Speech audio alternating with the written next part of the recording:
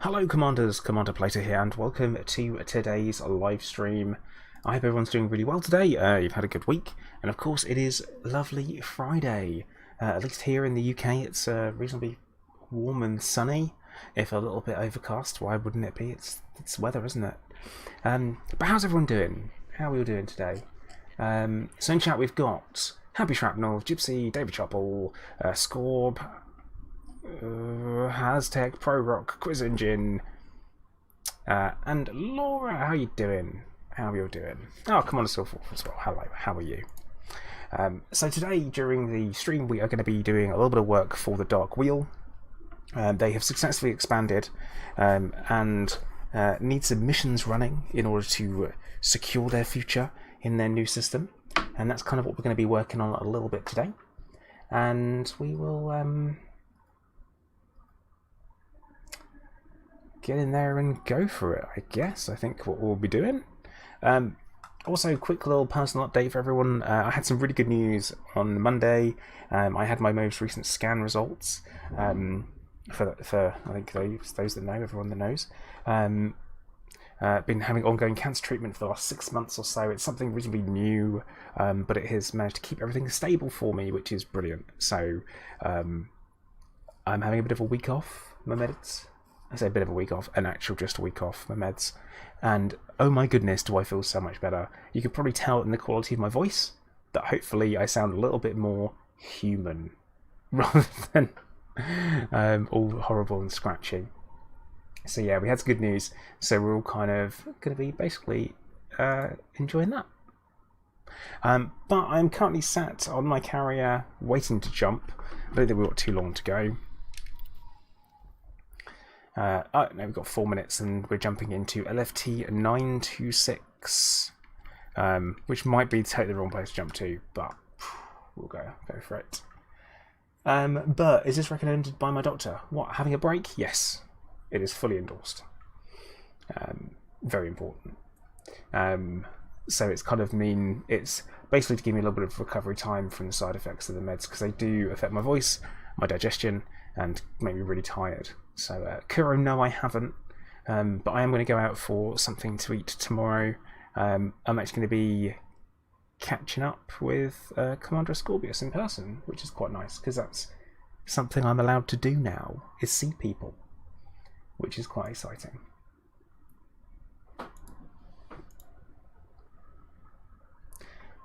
But yeah, all good. I think it feels very much like things are on the up at the moment, which I quite like. Not to mention that we've had the announcement of the announcement regarding Odyssey, which is exciting as well, and Elite Dangerous. We have potential new content coming at some point. Well, I say content. Announcements of the content coming soon, which I think I'll be interesting to actually have a look at, see some details. Now, a quick look at what we're going to be doing today. We're going to be running some missions. That's pretty much it. We're going to be doing a bit of mission running, a bit of slaughter, I guess. And go from there. Oh, okay, quick hi to everyone else that's joined and filtered in as we've come in. But thank you very much. Much appreciated. Croc, hello, how you doing? Commander Cheaton, yeah, I'm doing pretty well at the moment, which is nice. Picard 2010, hello, you're right. DMP, hello. As you guys are all filtering in. I do try and catch people and say hello as it happens, but I am a nightmare for it.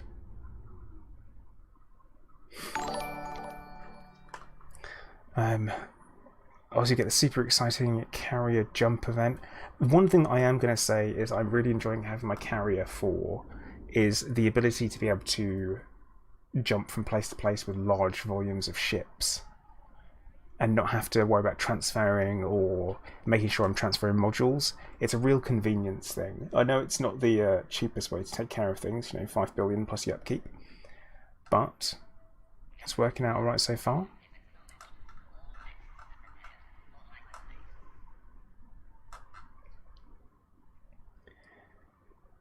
And yeah, I think overall I'm happy with my purchase. I think on looking at carriers objectively, they work as long as you know what you're getting yourself into. Because if you don't, then you're in for a bit of a surprise, aren't you?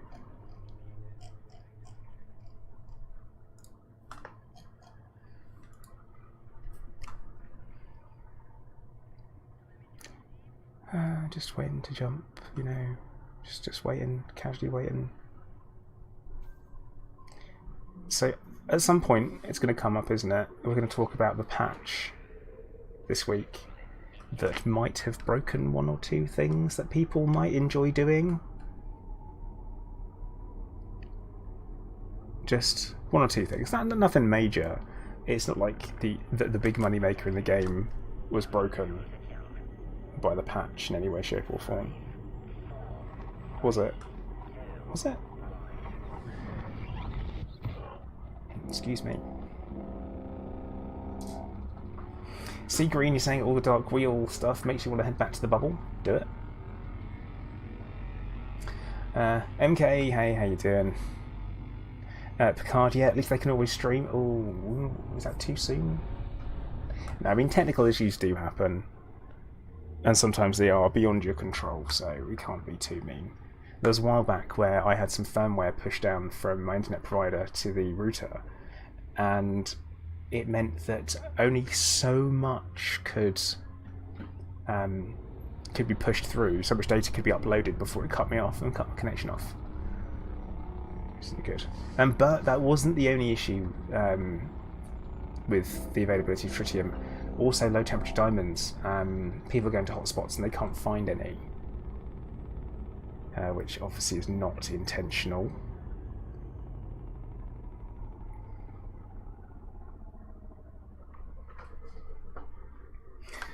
Cryptography there is right.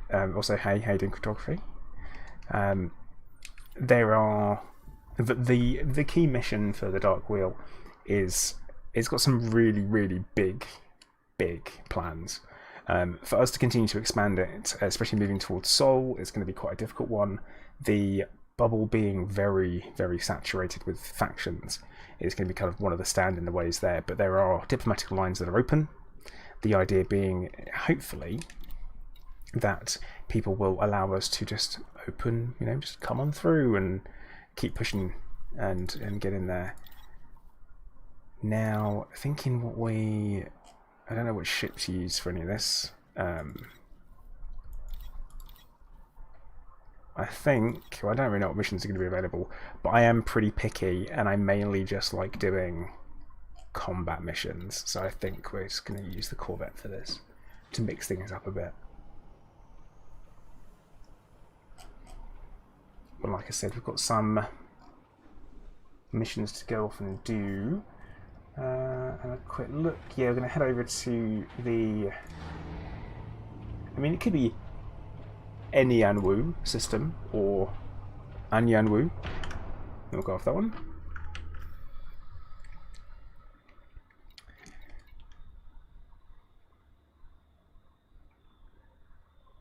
Well, I mean, I think there's an important difference between a nerf and... Actually, I need to check to see the size of the ports available in the system for us. Plenty. Oh, look, that's... Wait, what? That's not what I meant. That was weird, wasn't it? I would quite like to have the little... There we go. Medium only. That's what I wasn't hoping the case would be. Right, we'll switch over to the Python then. But yeah, this is the nice bit about having everything. You know, having everything that you need it right here in one place. Alright, we've got the Vengeance going. We'll use this one. And actually, we need to do kind of some minor changes to it. It'd be quite good for...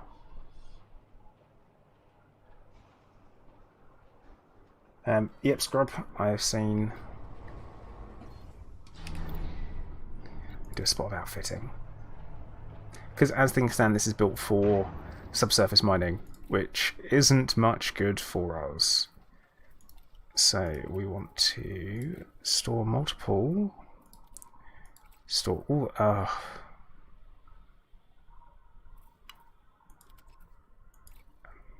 almost store everything.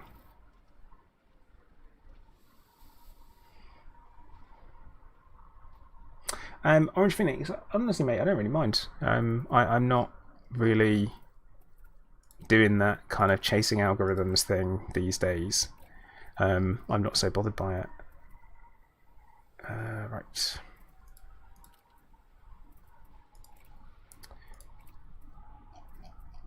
I'm sticking with the fact that streaming is a hobby more than anything. And that's how it is, so I don't mind too much. Yeah, cryptography, the problem is that what I have to do is pick up the missions, then change ships, and then go off and do it, and I can't be bothered. It sounds like more work than I'm interested in. Because, you know, I'm gonna be lazy. Right, this one. I'm being really picky about which. Wait, what? Okay, apparently I've got two with corrosive. Right. These two should be. Wait. Modifications. Incendiary. These modifications are corrosive. Make sure that one's incendiary as well. Yes, it is. Cool. I think that's old engineering as well. Right, what do we got? Not ideal as far as weapon combinations go, is it?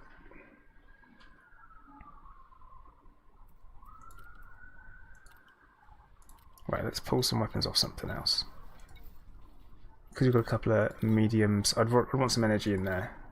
Definitely some energy weapons. And I don't think I've got much kicking. I don't have many mediums kicking around.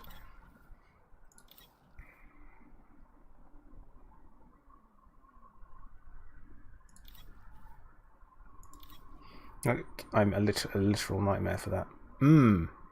Whoa. Yeah, let's use this. Let's use this. We're gonna pull off the medium PAs.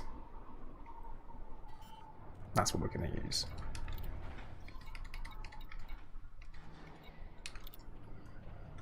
I also need to check my shields on the Python as well, because I'm pretty sure it's not up to snuff.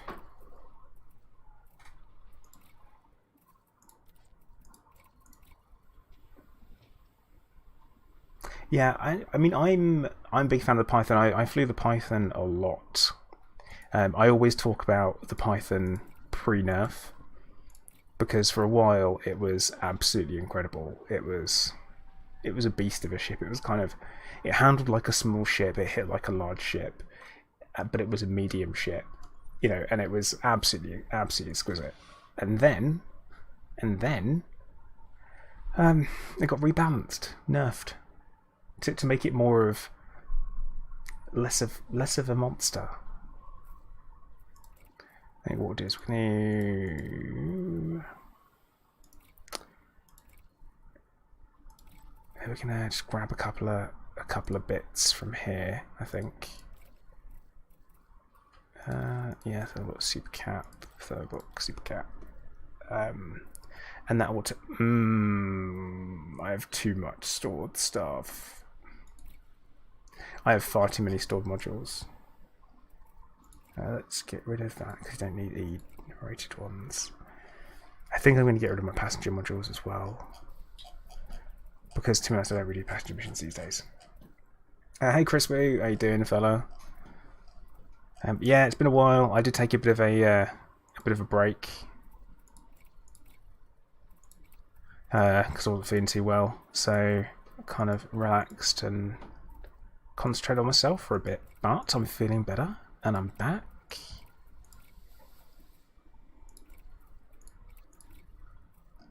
get rid of them. You know, if we need them, we can just pick them up somewhere, and it'll be fine.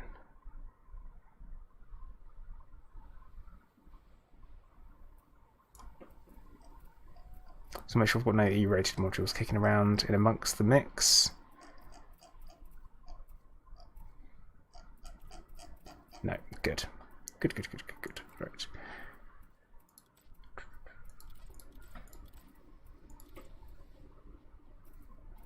Yeah, we'll store another super cap as well. So much zoo. Ah, I did one zoo stream, it's alright.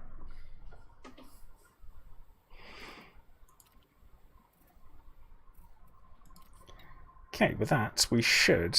Well, we probably won't. Let's double check, see if we've got anything else that we need before we dip into the Python. We need for it, so it's got 6A thrusters already. FSD needs switching over. And in the optionals, let's have a look. It's going to need a decent sized shield. Okay, size 6 shield, which we have somewhere. I think we've got on something else. I mean, I say this and I'm like, yeah, that's somewhere else, that's fine, that's okay, that's cool. Is it? Have I put that somewhere and I don't know where it is?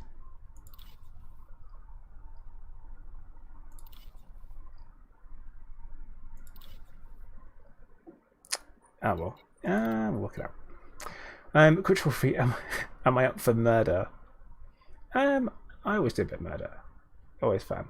I'm prepping for the inevitable combat missions that I want to do.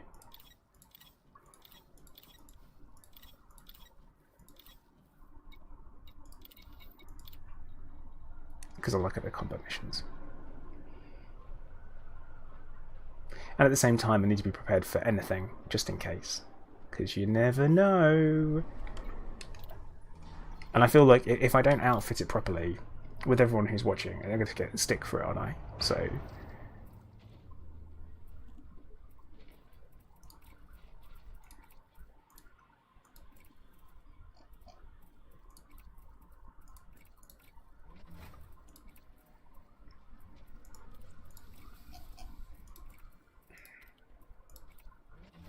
Okay. Cool, weapons are sorted. Let's go into our optionals. And we want... Oh god, do I really not have a size 6 shield generator? That's going to be a problem. Like, it's genuinely going to be a problem if I don't. Okay. Check out the core internals. Hybrid's fine. Hybrid is fine. I'm starting to feel like maybe I should have brought the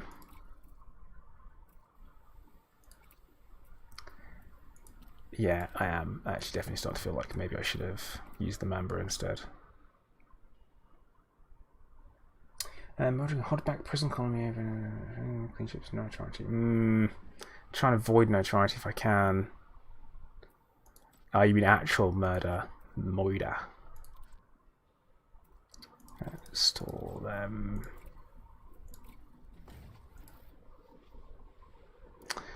John, yeah, I could, but it's more that have I got it engineered somewhere already? That's the thing, because I've got engineered modules all over the shop, and I'm trying to think because I don't have to do that waiting around kind of thing. I'm trying to avoid waiting around if I can. Where? Gotta keep scrolling. 6A shield cell bank. Nope. 6A power plant. I don't have the right size shields for this anywhere. What? This is utter madness. In that case, I'm actually going to another ship. Alright,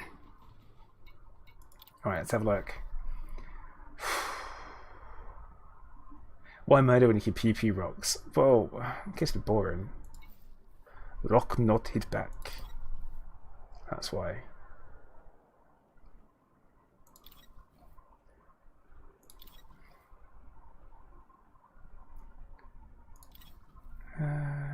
There it is. That's where the bi-weave is. Got it. Now we're talking.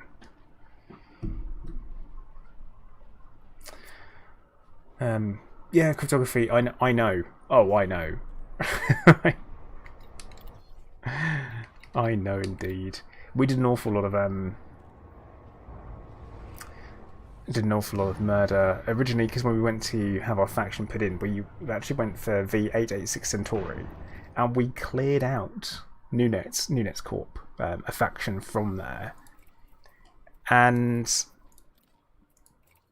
much to our dismay, we didn't get to do it. We didn't get in there. We didn't get put in there. And we were all pretty annoyed about it.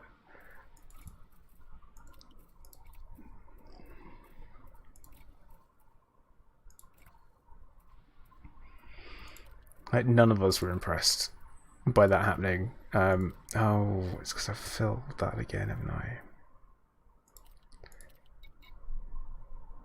I would like more storage space for my modules, please. Well, Colin, I'm actually not doing that today. I'm doing something different.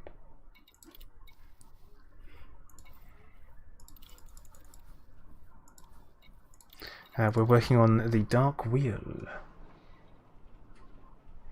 Yeah, cryptography, we got our second choice, and then a dead player faction got put in in V886 instead.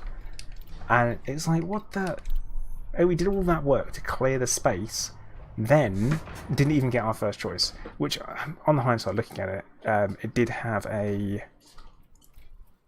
some things removed, which was a bit of a shame. Which is kind of like, oh, right, okay, well, that's cool.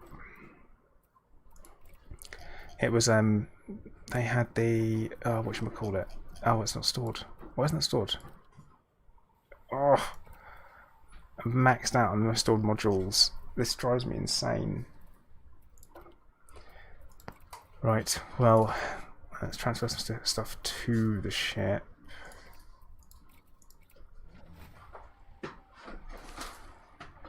Sea Green, thing is that I already have.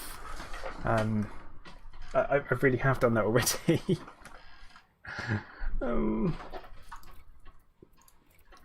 It's one of those things where, you know, I've got a couple of anacondas that are used purely for storage. Like, I've got one that only has it's got nothing but pack hounds on, and then I also have one that only has what's on there? I've got like advanced plasma accelerators on one and stuff like that, just nothing but that, which seems like a great idea, and then suddenly it's not.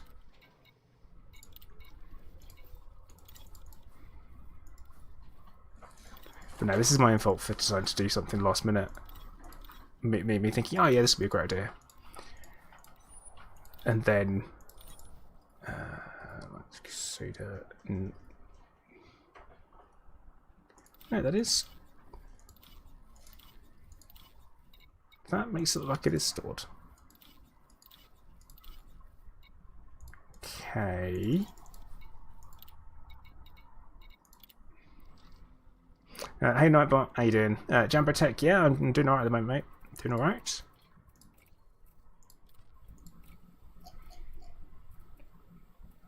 Have I misplaced that? Have I misplaced that?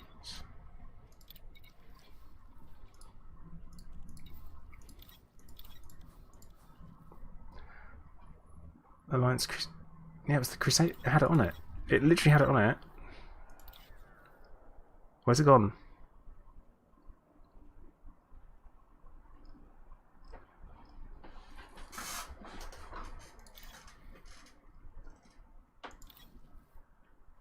Don't tell me that I have just bloody gone...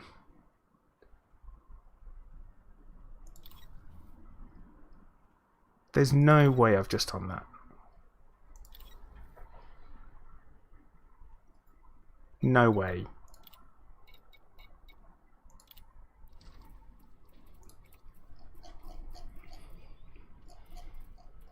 I'm having this sudden... No, it's right there. So why can't I... Is that only a...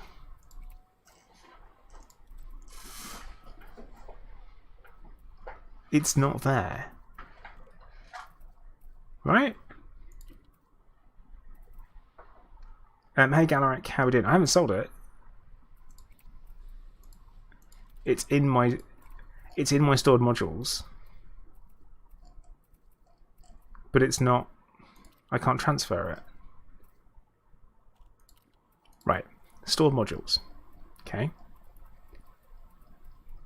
Scroll down. There it is. 6C. Oh, is that this? Alright, alright.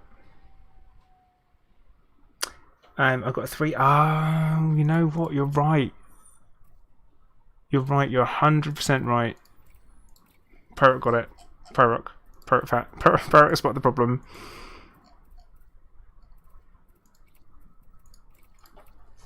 There we go. There we go. That's all on me, that is. No one to blame, apart from myself. Story of my life.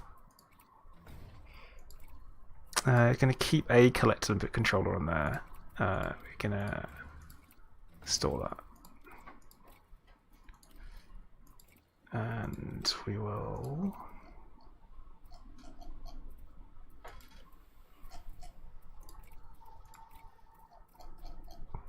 Sometimes I struggle to brain. That's one of those days. Marshall, we are currently going to be working on the Dark Wheel and pushing the faction the Dark Wheel as part of kind of the ongoing community-driven event / storyline, where we are attempting to... Okay, that should be pretty much kitted out for everything I need.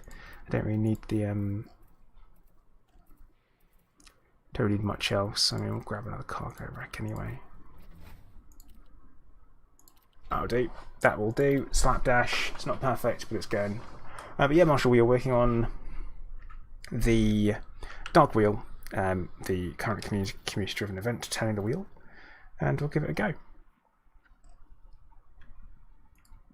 So here's my thoughts on it. But do I think it's going to be do I think it's going to work? I think it. Sorry, just we're not quite quite ready yet, because I need to actually do something about my frame shift drive. I did say I needed to do that. But it's right, we've got one that we can use.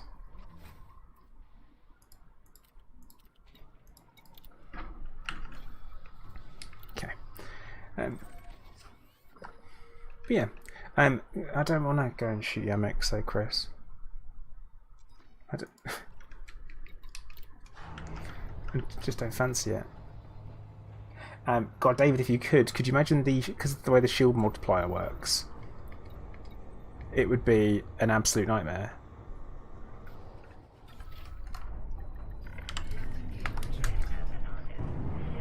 Right, off we go.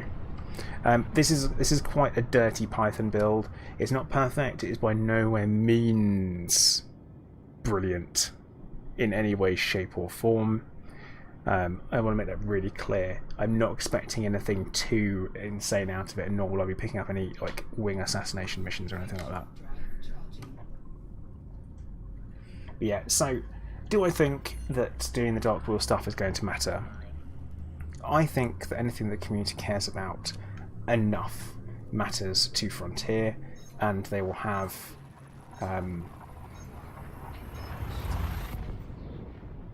you know, I feel like there's a little bit more that are more interested in what we're interested in, and the community helps guide what's going on. Oh yeah, cryptography. Good shout. That would be a bit of a shock, wouldn't it? Oh, when I'm carrying 3 tons of painite. Brilliant.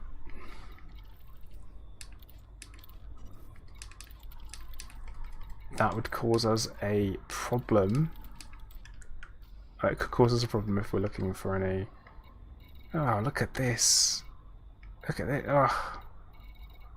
Oh. Oof. Right, let's take carriers out of there.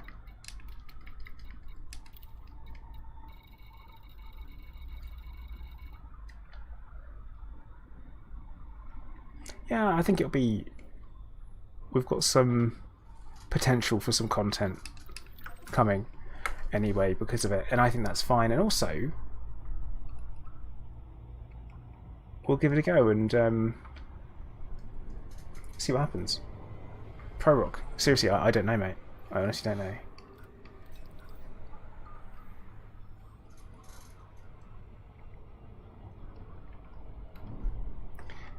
Yeah, it'll be... It's just... Wait, I'm going to go for the closest place.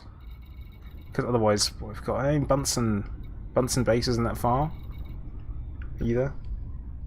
That'll be fine. Yeah, I think it shows how many people are interested in the event as well and what's going on with it, which is great. Hunter, you got shapes on the brain.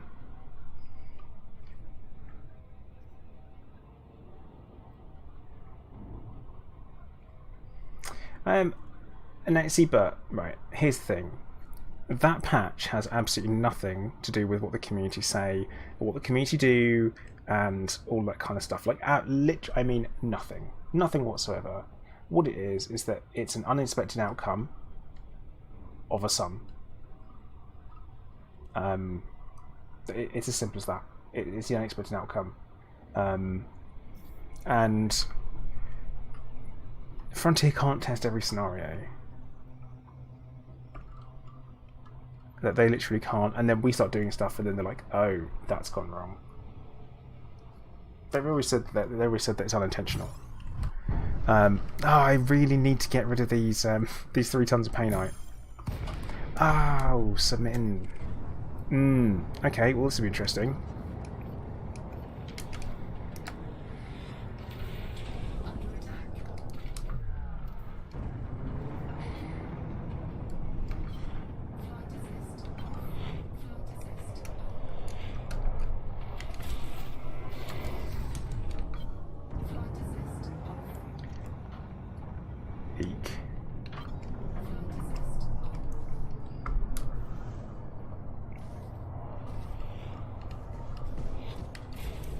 God, this handles like a pig.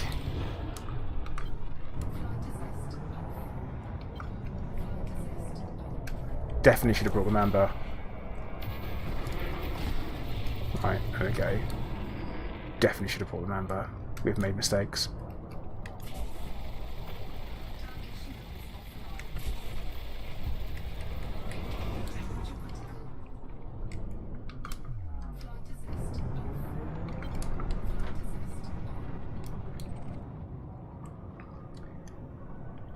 Well, that's cool. I'm not adverse to using fixed weapons. I mean, the storyline is on pause, and I think in my thoughts, really, what it is that the Horizons series, I guess, lasted much longer than anticipated, kind of through maybe some technical challenges.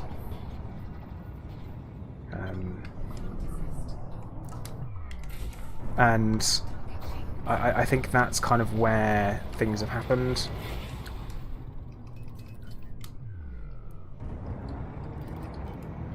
I think it's very much that kind of thing. Oh god.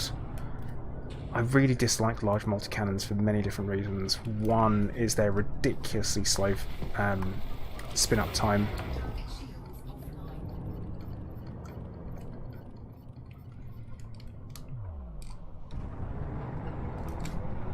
Like, you have to kind of fire them before you think you're going to be on target. Oh, yeah, I get it, you got chaff.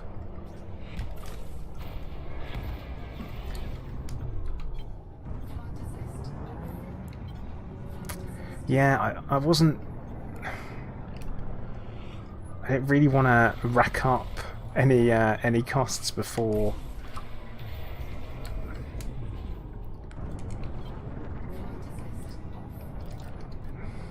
Like, oh god, I hate this thing.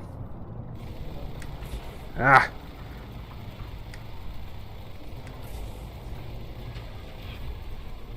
Right, well... I think we can say at least I can beat another ship in it. If my shields don't go down. Yeah, shields are offline. Oh no, now he's got loads of missiles. If I remember correctly. He was just firing tons and tons of missiles at me.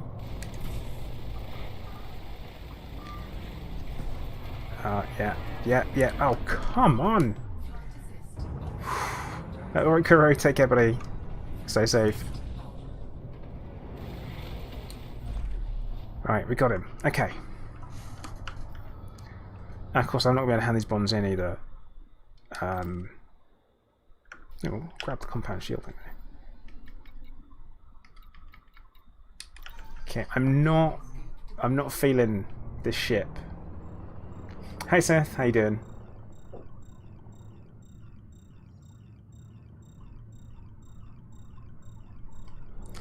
I've always said that there's two kind of realities to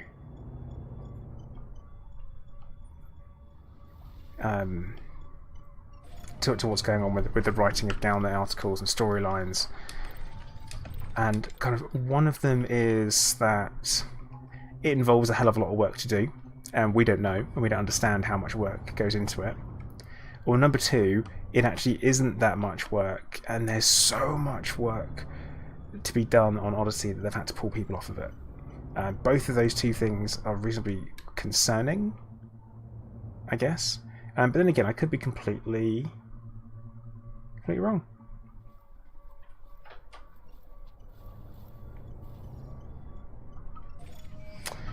Hey Ali, how you doing? I'm doing alright. Oh, grab the protos. Because actually, you know what I could do?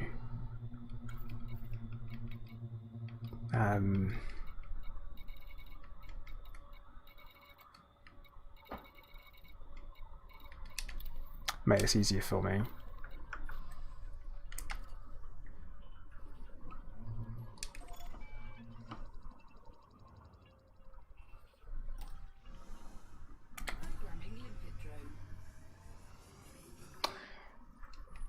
I'm sitting here collecting stuff and I'm like, no, I'm not going to do this manual collecting. I've got this covered. But yeah, that's my kind of thoughts, and especially considering the community goals were very radial. Obviously, we had the Interstellar initiatives that did have storyline behind them, but we never really got started in them. I think that's a bit of a shame. I always thought that with the Interstellar initiatives, it was funny to have some actual storyline behind what was going on in the galaxy. You know, Bridging the Gap was a good one, and then we had when that concluded, we actually got a reward from it, even though it wasn't a super good. Yeah.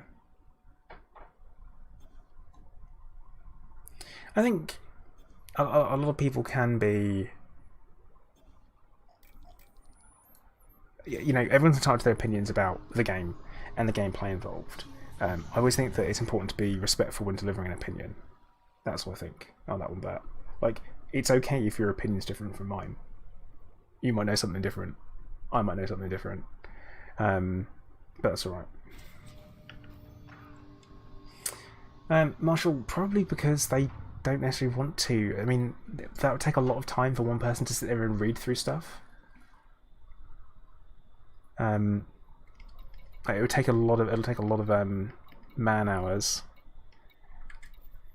to go through and actually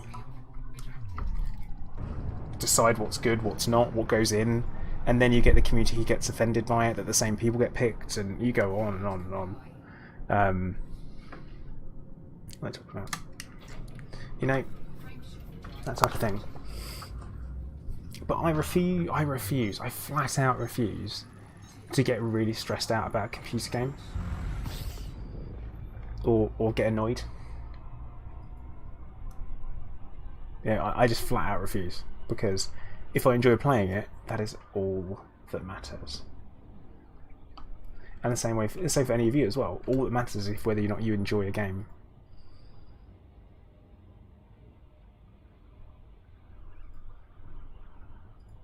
Yeah, Marshall, it's got way too many issues integrating external material like that. Seagreen, the Gnosis did annoy me a little bit. I was disappointed in it, should I say. It disappointed me.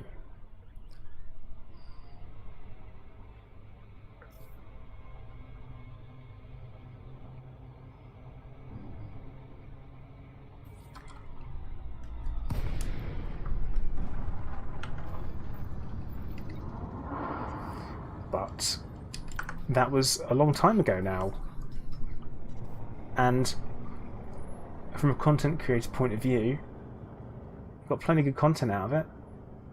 So, and it was an interesting stream. It was something very interesting to be able to stream and even be part of and talk about. So.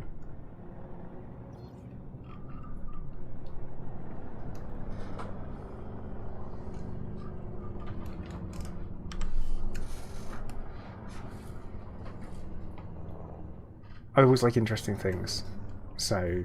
Oh, that was not my best landing.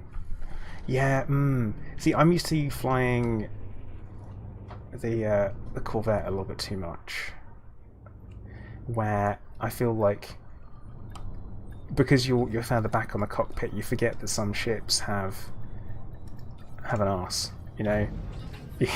You forget that there's a little bit sticking out the back, more than the front. I can't even restock here. That's useless.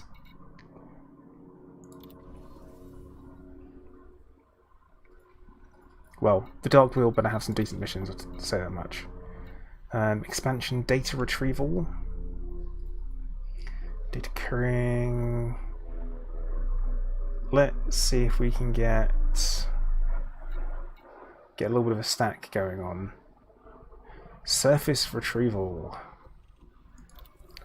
during expansion. So, don't have an SRV, so that one's out. So, I guess we will do this one, expansion data retrieval. Of course, these ones in Kepri might be okay. I mean, that one pays well. I love that.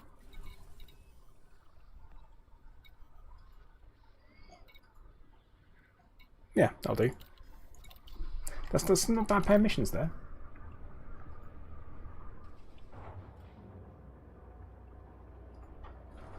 But someone had a ghetto bird. A ghetto bird? What?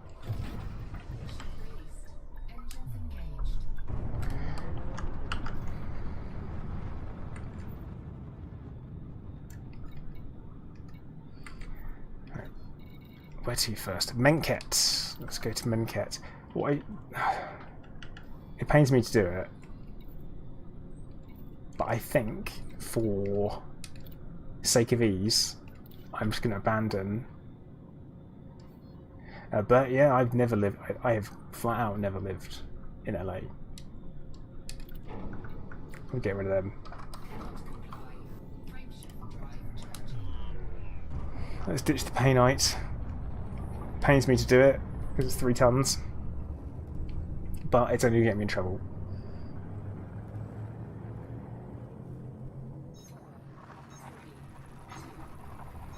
See, I always act like I'm poor and really dangerous, even though I've got billions of credits. Because the important bit is, if you act like you're poor, you'll stay rich.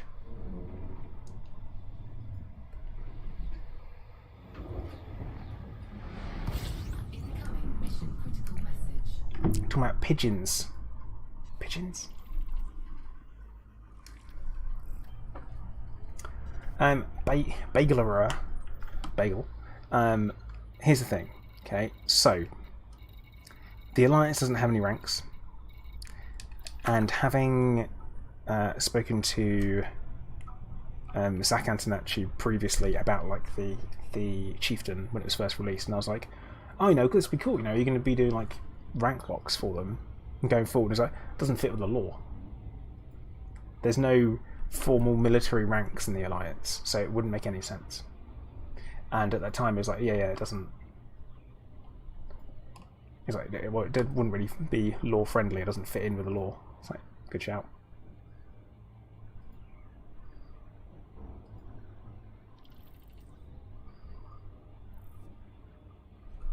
Hang on, am I going? Wait, what? Data retrieval. Trouser, make it access the terminal data. Oh no. These weren't marked as being SRV needed.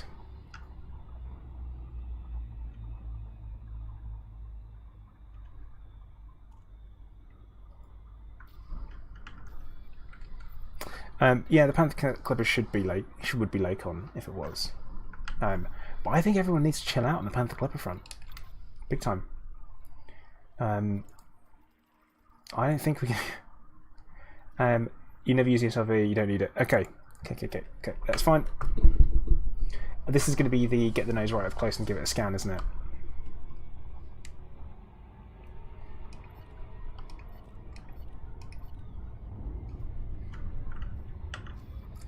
Let's make sure we've actually got the scanner bound. The scanner is not bound. Oh, not on there. I'm in a different file group as well. Let's get the clipboard controller off. Okay.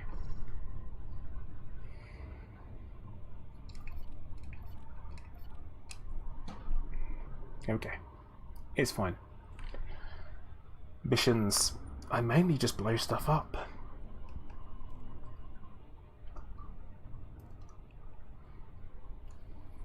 But yeah, the Panther Clipper is meant to be Lacon anyway because of it fits law-wise. It's a hauler, it's a big hauler. I'm not sure we're going to see the Panther Clipper in the same way that people are expecting, and I think that it'll be one of these, oh well, that's disappointing moments that we tend to get with things like the Mamba, for example. In the original Elite, it was a small ship. In Elite Dangerous, it is a medium ship. It's kind of like the kind of a bit like the FDL, but like the poverty version. Not quite as good.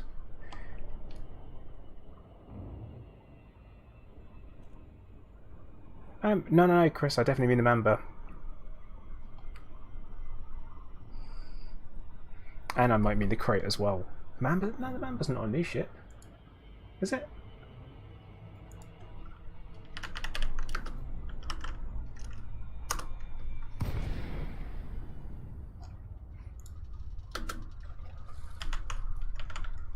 Because I remember being a reimagining.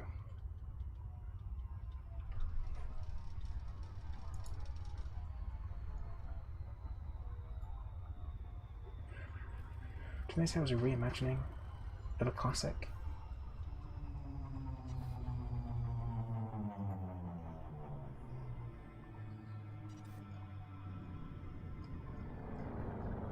Might be wrong, but I've got it in my head that it is. Yeah, the Mamba first appeared in Elite, the original. Here you go, Chris. It was originally a term for a loose collection of small, single-seat, high-speed racing ships using the classic wedge or delta hull ship. Ta-da!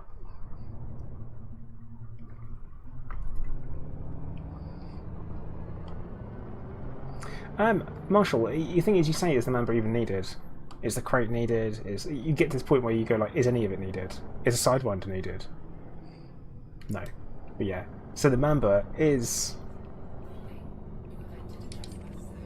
right, that's mission target. This could be fun. I'll just make sure we get nice and close to it. Oh no. Oh no, no, no, no, no. That's far too close. Oh no, that's the ground.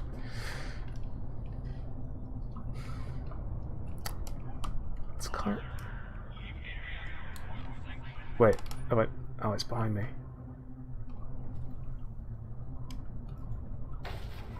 Oh. Okay. I didn't even check the gravity of this planet, so... There we go. Oh, behave. Done.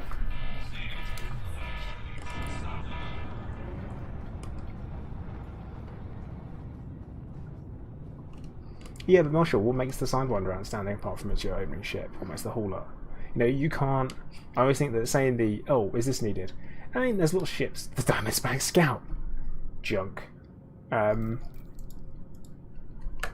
Chris, I never played the original game either. I just remember the words being used. It was a reimagining.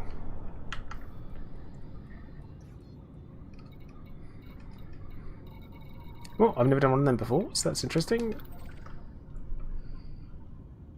I think if as long as I got the scan off, it counts, right? Because I mean, there are some things like the Mamba, for example. Its looks makes it look really good, in my opinion, and that is again, like I said, personal opinion.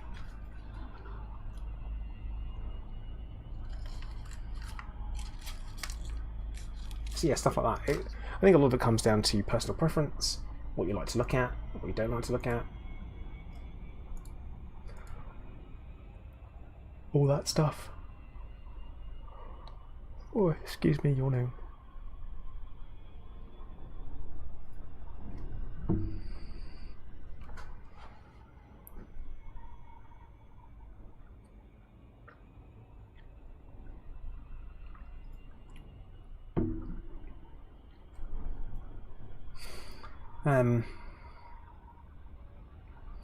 Yeah, Galarak, you can download the original. I think it just runs in a self-contained program. I looked at it and I started playing it, and I was like, oh my goodness, I would never have got into game. I always think that I would never have got into gaming if I hadn't have started playing computer games when I did. Like, if I'd started playing pre things like X-Wing, XCOM, TIE Fighter, Doom, anything pre that, I would never have touched computer games. The same way that I really kind of got into the internet once broadband was a thing, like knowing that it was there and using that information. I could have easily ended up like the internet, what that crappy dial-up thing. No, why do I want that?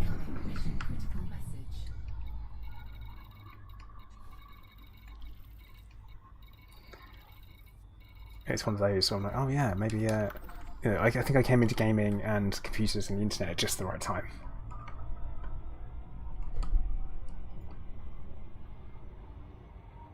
See, the Mamba, right, I love the way the Mamba looks. And what I built my Mamba to be as the Frag Mamba, is just this zoom and boom. Brilliant. That was it. Zoom and boom. Get in there, spam, get out, turn around, come back in, and it works quite nicely for me. Hunter, yeah, it really does. But that said, my parents now have a computer and they use smartphones and tablets. They know what they're doing, ish.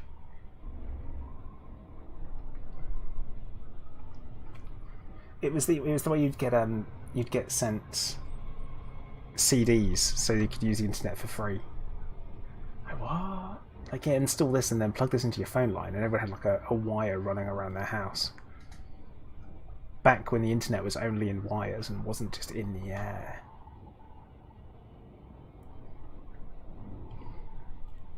Which is madness. Utter madness.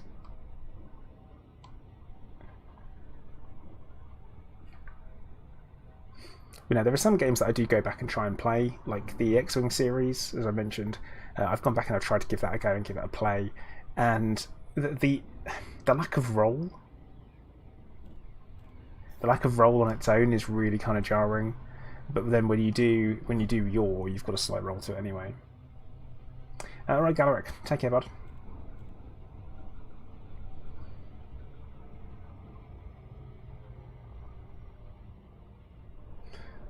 But yeah, I'd never heard of the Elite series until Elite Dangerous, and Elite Dangerous is the reason why I upgraded my computer, 5-6 years ago. Oh, Gypsy, yeah. What's that about? Turn the wireless up. Hey, wait, did we ever even have wired radios that you would listen to for music? It obviously had gramophones, but did you actually have wired radios? Because if we didn't, it's a bit redundant, isn't it? Just thinking that the weird thing that we typically do when it comes to the names of objects and things.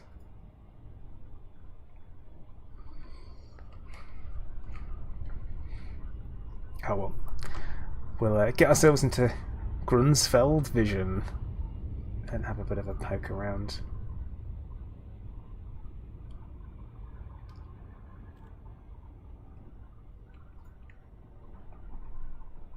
But yeah, also, Aliens vs Predator was one of the, I guess, what felt like a beginning of a real, 3D title that I played quite young. My brother had a computer, and he's quite a bit older than me. But he's not better at StarCraft 2 than I am. Just going to say it there, because I managed to beat him and one of my nephews at the same time the other day, and I suck at StarCraft 2 because I've barely played it.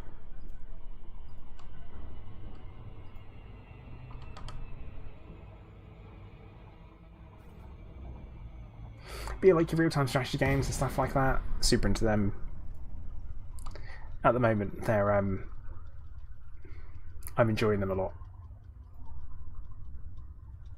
And Jambotech, misspent youth, yes, relatable. Now, been streaming for about an hour, pretty much bang on an hour. So welcome to everyone that has joined over the course of the last hour or so. I hope everyone is doing alright, and you're having a good Friday, and you're looking forward to the weekend. If you're watching on YouTube and you do fancy it, and you want to hit the like button, please do. It does help me out. It helps YouTube kind of know what people like, and it helps you take control of what you get presented.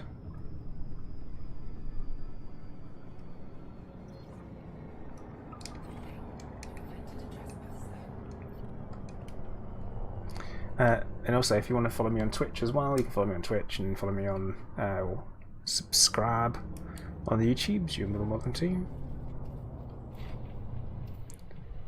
And this is public. It shouldn't be restricted, should it? When you think about it.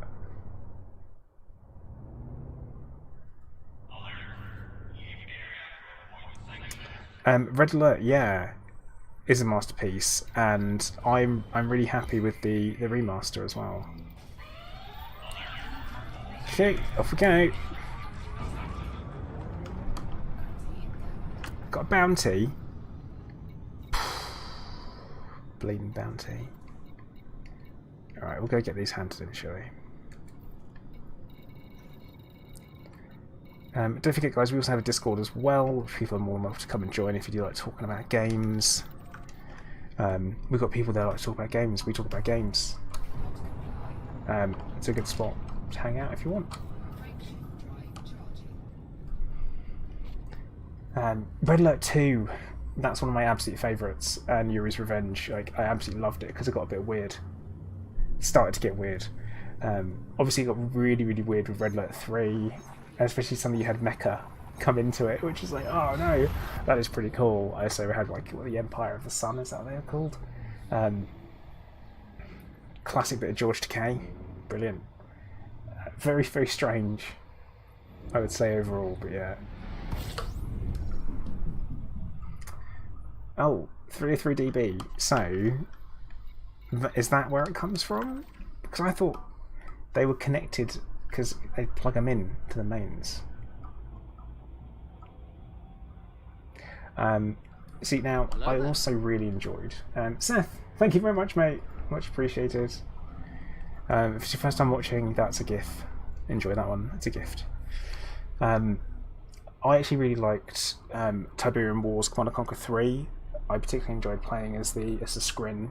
They were the alien people. They were very cool. I liked them. But like I said, I'm back into playing StarCraft and StarCraft 2 at the moment in my spare time, and I'm loving it.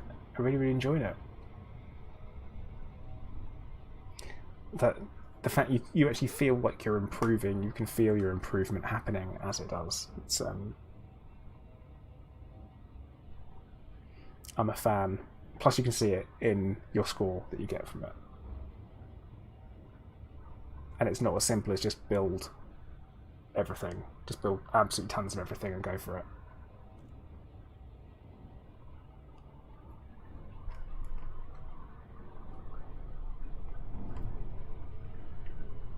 Dungeon Keeper CC in the X Saga. Oh, like XCOM. When you just, David, when you say games you like XCOM, Enemy Unknown, then Terror from the Deep, Apocalypse. I'm a fan. Not a fan of the Interceptor series at all. That didn't work for me, I don't think. It wasn't that enjoyable. Because it was like technology wasn't ready for it to be good yet. But yeah, Dungeon Keeper was a good one.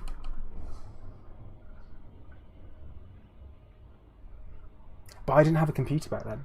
I used to have to go around a friend's house to play games. Or when you say X Saga, are we talking X Foundations and like that series of games? The X series of games.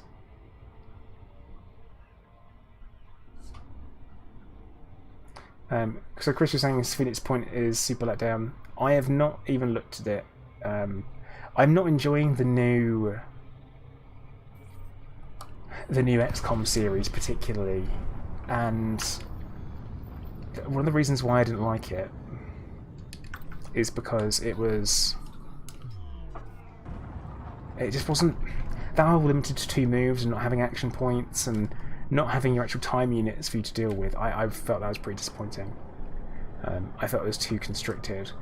Now, that said, I have played and did quite enjoy Gears of War Tactics, or Gears Tactics. I much prefer the original style of XCOM Control. Matthew Wetton, I think you might be a touch far behind. You might have to click the live button to catch up when you hear this, because it's taking a bit of a delay for it to come through. Old school XCOM, much better. X Beyond the Frontier, you lost your girl over that. Jambo Tech. F.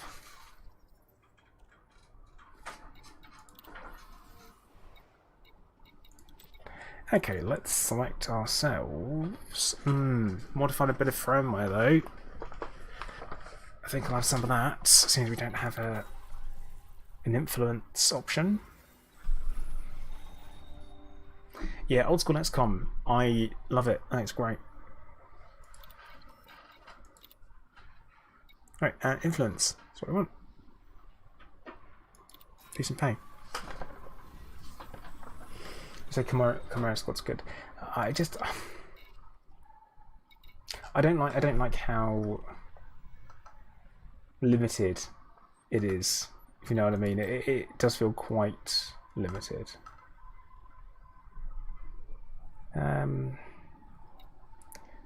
It's you don't have the freedoms it used to have, you know.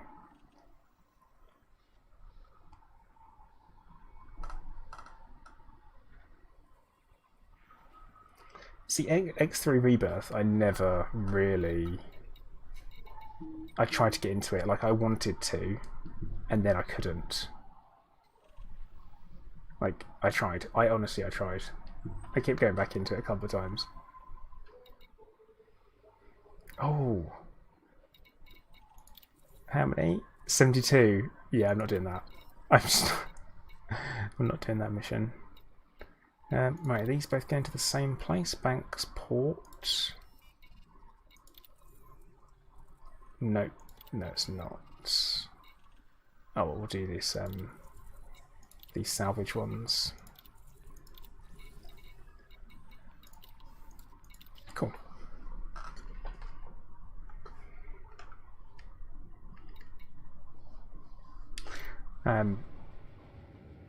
Yeah.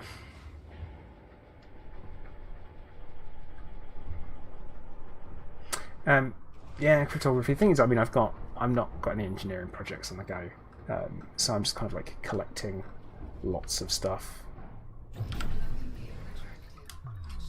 I'm just kind of keeping track of if there's some like data, for example, I hate trying to get hold of.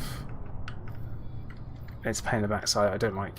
If I can avoid grinding, I'm going to avoid grinding.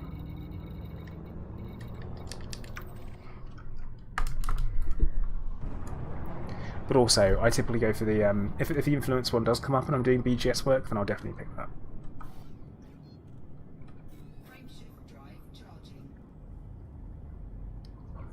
Jam Protect? No, I've not even heard of that. iWar? Nope.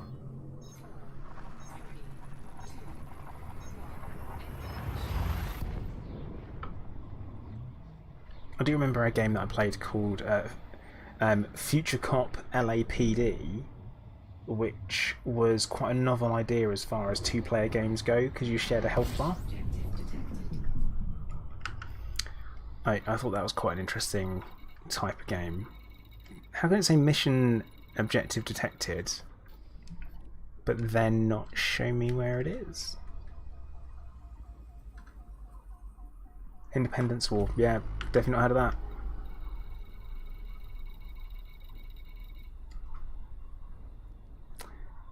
Huh.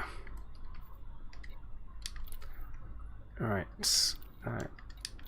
Icentory. One Icentory. Search the signal sources.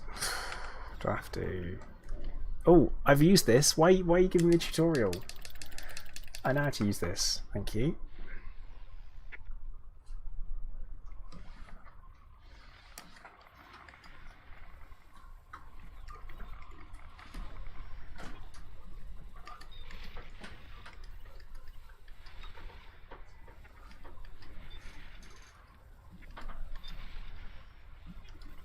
Oh, there it is.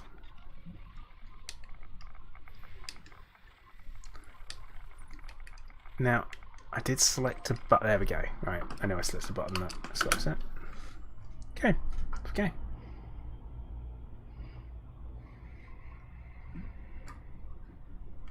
Oh, and it's the threat 0. Nice. Anatole, hello, how you doing?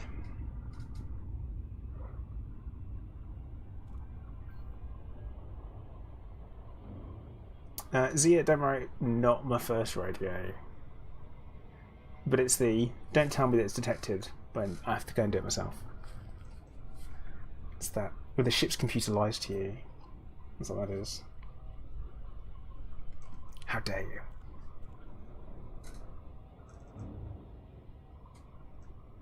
But yeah, a game called Future Cop LAPD. You were in these little bipedal mechs that walk around, and they had weapons on them, and you'd have to fight enemies and fight bosses, and it was all very kind of like a... You'd wander around, you'd blow stuff up, you'd pick up more ammo or repair yourself, and you'd keep going, and it'd be that kind of thing. But yeah, I remember playing it with my friend, and we're both on one end of the keyboard playing it, and you're controlling 2 different mechs. But yeah, for some reason the mech shared a health bar when you're fighting, which is kind of cool.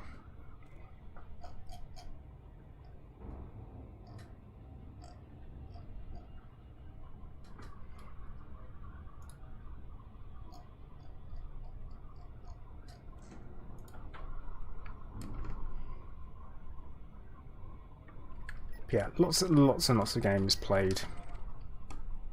during the childhood where I remember them being so much better than they were. Like I played a demo for a game called Revenant, and a few years back, and I was like, oh yeah, I remember that being a really cool, like a really awesome demo. You know, I'll go back and I'm gonna go play it, and I'll play the actual game and I'll download it. It'll be brilliant. Started it and it's like garbage, like absolute garbage, and I'm like, oh, I've made a mistake here.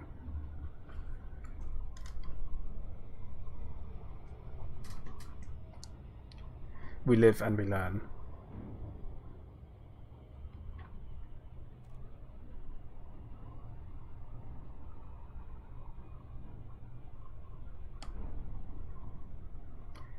I learn a lot about bad games.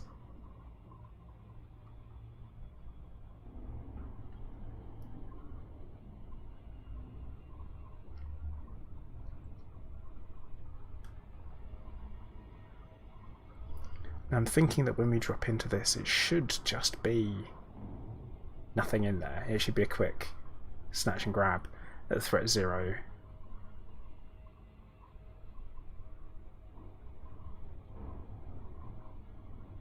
Anatole, yeah, definitely. Also, what were amazing graphics then versus amazing graphics now are very, very different. So Danny, if you do want to scan the nav beacon, what you do is you target it through your navigation panel. Then what you do is you drop into it. So you low wake into it, and then you select the nav beacon. And after a while, it's cast as scanned with you looking at it, and you're off. Very simple. It's something that no one tells you how to do. Oh, add to ignore list. Add to ignore list. Add to ignore list. Because we don't want crap. Why do I want algae? I don't want algae.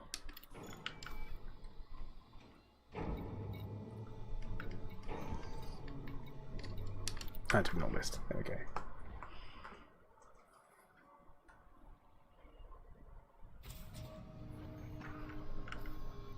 But what we do want is our mission cargo.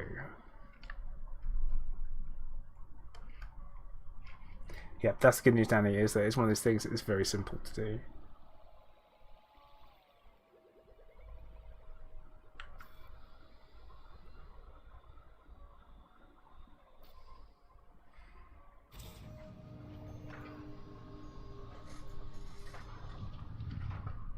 Algae sandwich. Oh. Almost pure protein. Is it though? I mean, to be fair, algae is potentially really important for oxygen production if we are looking at future space travel. Because atmosphere is one of those things that you can't mine in atmosphere. You have to kind of take it with you when you go into space. So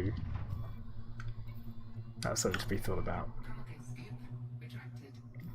Alright, cryptography. Take care, man.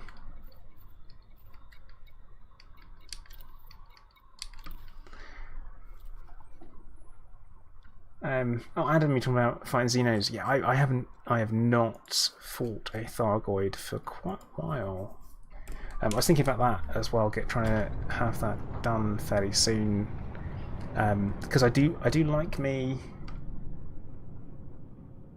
I do like me a decal, so I'm like, oof, it's tempting.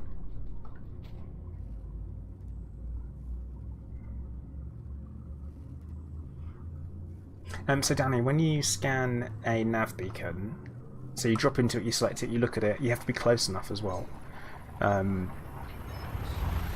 scan it, and then what happens is it will say mission objective updated or something similar to that, and then from there it'll tell you where to go or what to do by looking back in the menu, in your mission menu.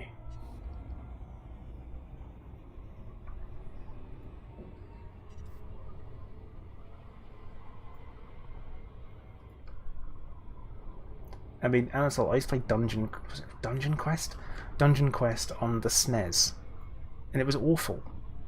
Awful. Like, just looking back at it, absolutely awful. And really difficult. So Matthew, we did expand, and we are in the Aniwunu system. I'll drop into chat. The Anianwu system is where I've dropped into. That's where we are now, and that's kind of what we're working on to secure. That's it.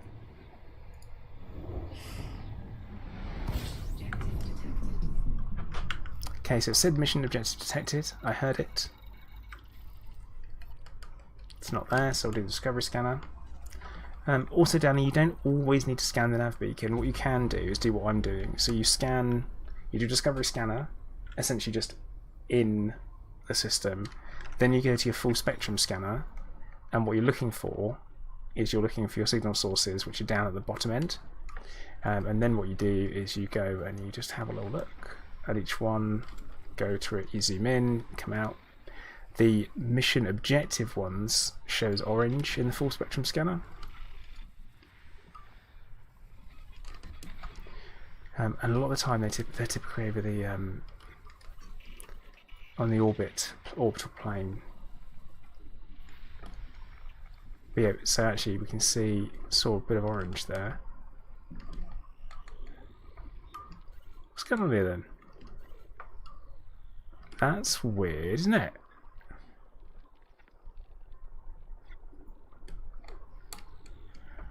What's going on?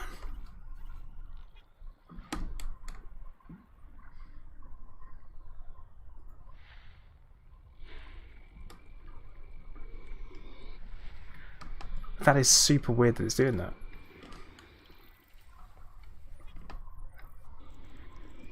Oh. This planet apparently is the thing we're interested in. There's some weirdness going on there. Apparently we don't have all the planets scanned, so that's a bit of a problem.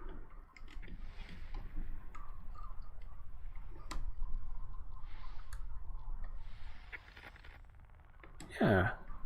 What's going on here then?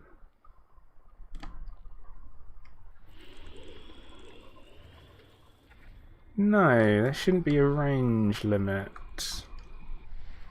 He says it might just be that I'm not being accurate enough, which I feel like that could be the issue.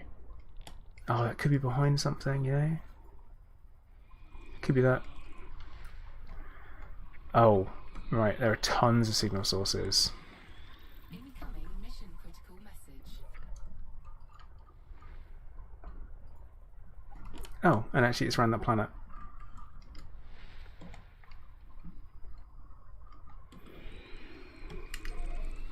Nice. Weirdness is what that was. So it came with a little mission icon, so we know where to go. And we're off.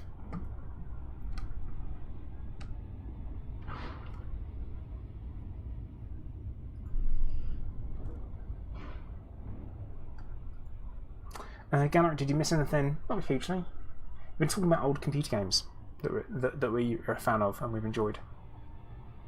All those many moons ago.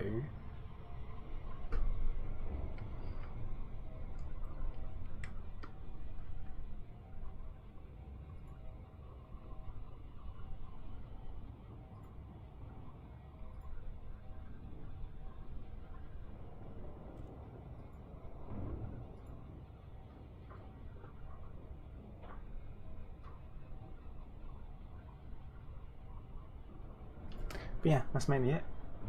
That's what we're doing. Had a couple of turn-ins as submissions.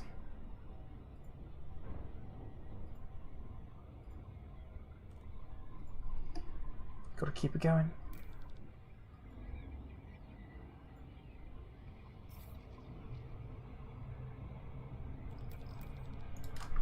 I looked away from the screen for a second.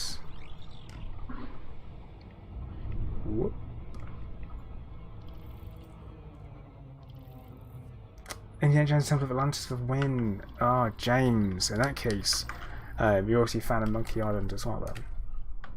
And Day of the Tentacle. Full Throttle. All of those ones.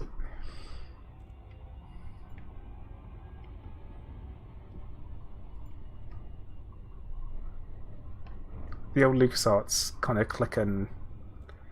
point and click adventures. They were good fun. Again, I'd go to a friend's place to play them. That's where. And also Tim, the Incredible Machine. Don't know if people remember that one. That was quite the game. It was learning and it taught you stuff. But it was kind of sneaky about it. Yeah, James. Exactly. That, and everyone knows when it comes to pirate dueling, it's all about the insults. You have to make sure that you get your insults correct and to have your back and forth and to win the duel. It doesn't matter how good a swordsman you are.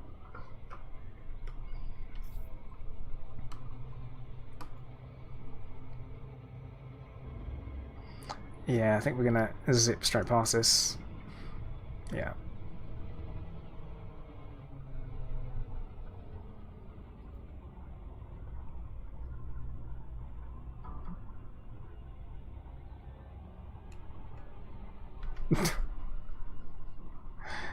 Yeah, back in the day. Back in the day.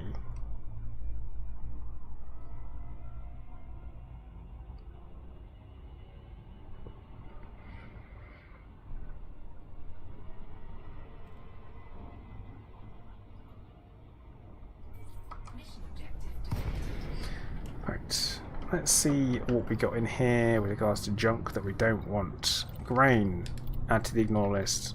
Pesticides and hydrogen fuel.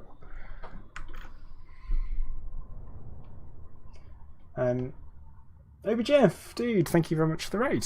Welcome in. Mancy, I refuse to use. Trying to actually refuse to use it.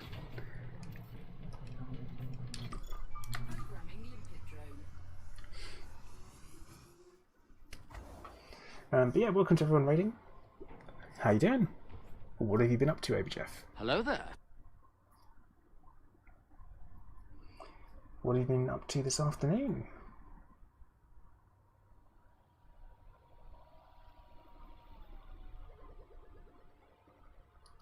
Raid party, best party Vortex. You've been traveling to Beagle Point. Nice. How far have you made it? You passed Saggy Teresa yet? Raid fight, got to pick up the pesticides. Yeah, Vortex. I'm not going to though. I refuse to.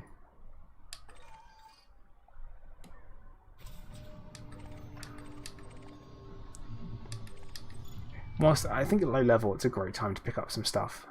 Pick up anything and everything. Just finished jumping 100 jumps and you're on the Izanami sector. Okay.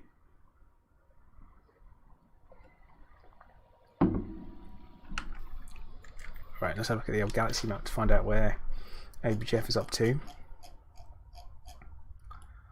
So, if we're looking at the galaxy map, I kind of want to know where about. You follow me YouTube? Cool. So whereabouts are you? From Sagittarius A. So we've got the bubble behind us and underneath us. I want to know now. You've mentioned it. What I need to do, rather than using Super Cruise Assist, is actually pay attention to what I'm doing.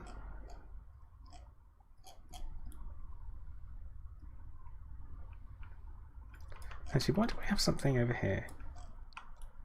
Oh, it's the engineers. Okay. Do have some very cool places along this way. This is the route I took when I first went to Sagittarius A, because I've never been before. I got a single place under my belt Well, not many undiscovereds. I'll tell you that much. Because everyone went the same direction.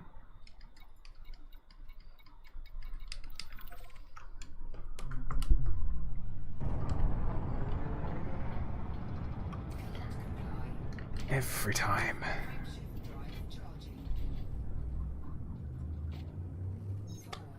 I see Ganorak, that does make sense. And you've got a bit of drift. I have some roll drift on mine. Which happens, and it's a bit of a pain. Yeah, Vortex it was, only 1,000. Only 1,000 back in the day. And it wasn't fun. And the thing is that I went with I went along with a a B-rated Asp Explorer because at the time I didn't have access to Shinrata, so I didn't know how to find anything. I didn't know about NR, I didn't know about EDDB, I didn't know about any of the third-party tools you get to be able to find stuff. I had no clue, so I didn't know how to find outfitting. I just knew if you went to high tech, then you'd do better and you'd find more stuff.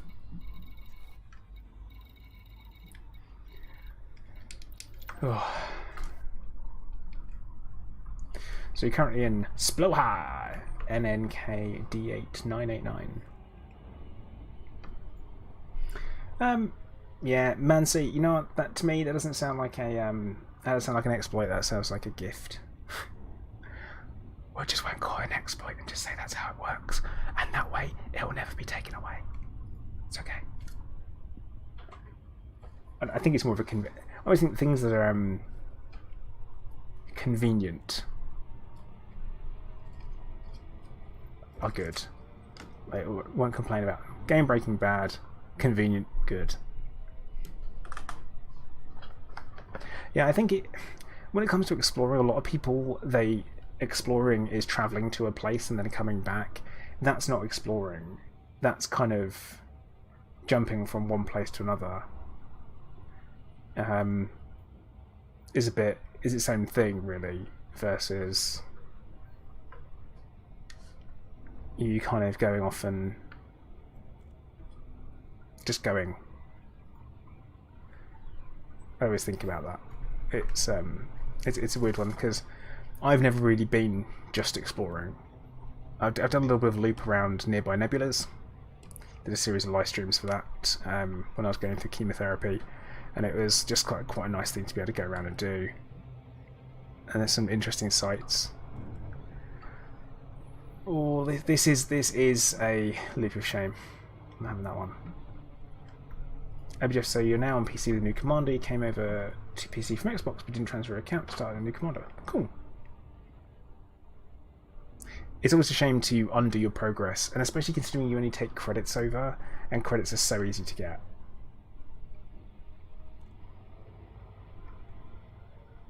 Xbox One, yes, I do use a HOTAS. I use the X52 Pro. I started off with a T-Flight HOTAS. That was the first one that I picked up. It's kind of an entry level because I didn't know if I was going to like it or not, if I'd find it really difficult to use and didn't want to spend loads of money. And then I really liked it to the point where I didn't know if I actually wanted to didn't know if I wanted to get rid of it.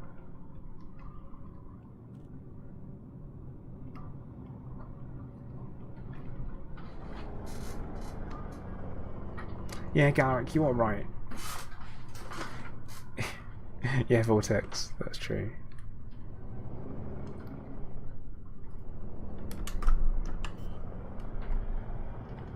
Man, this ship does not slow down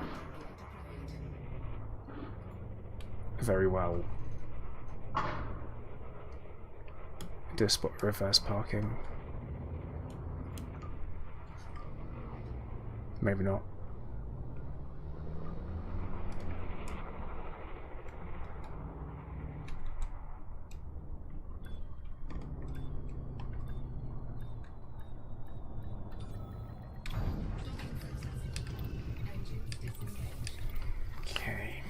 Well, thankfully we're not having to shoot too much stuff so far. How old is my X52? Old enough that it's no longer in warranty, David. But it is my second one. Because I know why you're asking. They it's a Cytec one, not a Logitech one. I'm gonna take the money for that.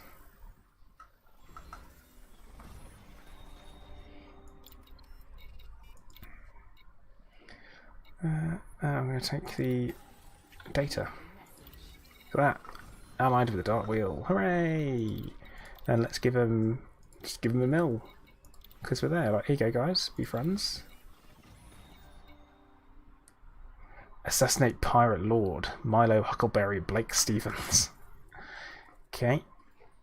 Only problem with this one is that it's a wing mission. And I'm not in a wing. And I'm not in a ship that can handle it, so we won't be doing that.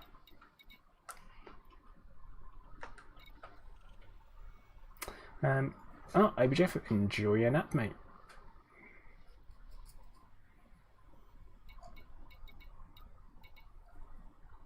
But yeah, I am on my, as I said, I'm on my second X52 Pro, which is the like, I like the setup. I really like it. Obviously, you've got the fact that unfortunately, sometimes the stick can go and sometimes the throttle can go. Like, mine started making this really horrible clicking sound when I tried to push it all the way forward. It was definitely something's broken off inside and it would get stuck and it would go and just pop.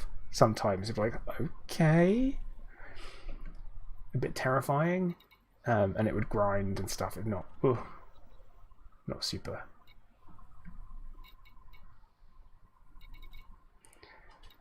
Okay, we are after... Let's do this one.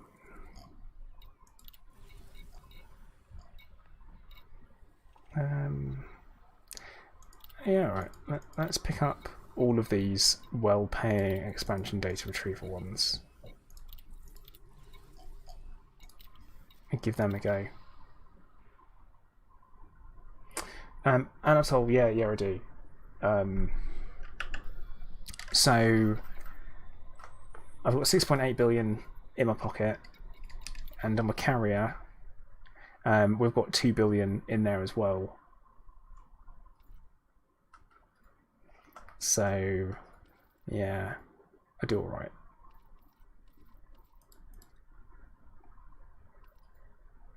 Weirdly, I'll keep saying 21 mil. I did a lot of mining. I did $1 billion credits profit worth of tritium trading when it first was introduced. And it was good.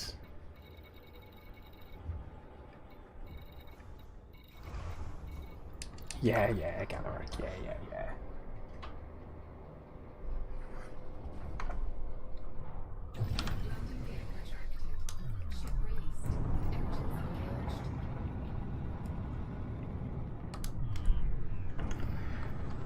I think we might need to, synthesize a few more limpets. No, because we're just doing data retrieval, so we don't need to.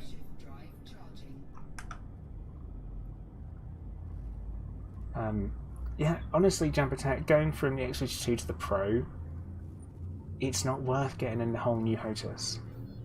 It's just not, in my opinion.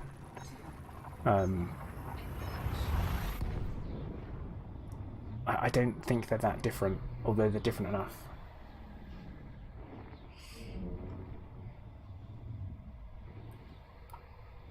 But yeah, Verpal are well known for their priciness.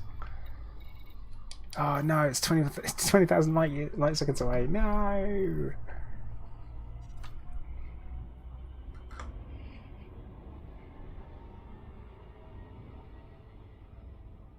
That's a shame.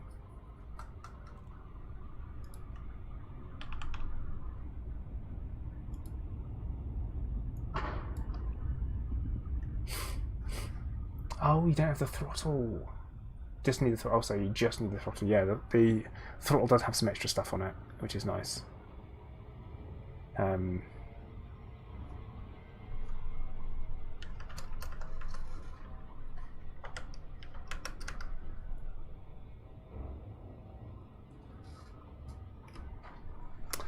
What?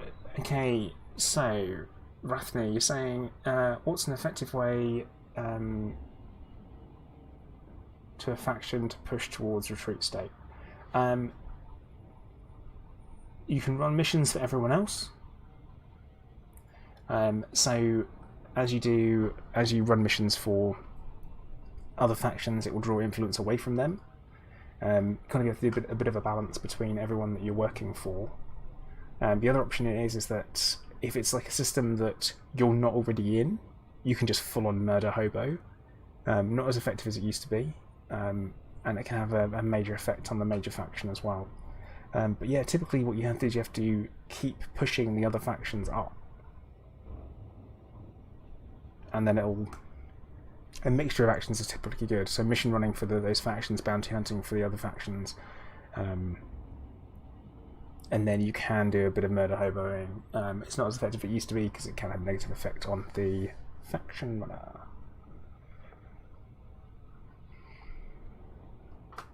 I mean, these days you can get to Hutton Orbital in 15 minutes. Just use your carrier.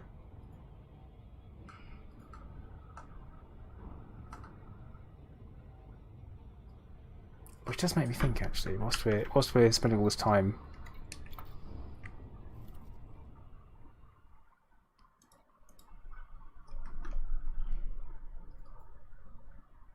Okay, Gallaret did the majority of your Xmas wrapping. Nice.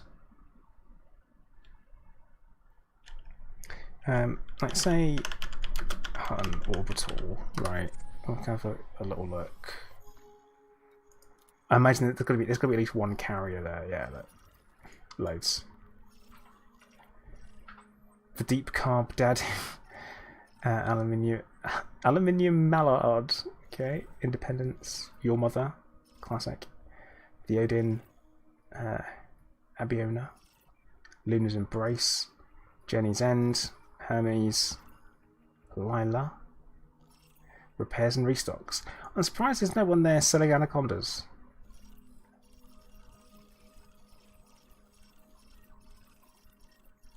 Frontier Community. Oh, there's always one of them. Yeah, the fleet. Yeah, it is kind of Falco, I'll give you that. Or should I say, it's different. We won't call it cheating, we'll call it different.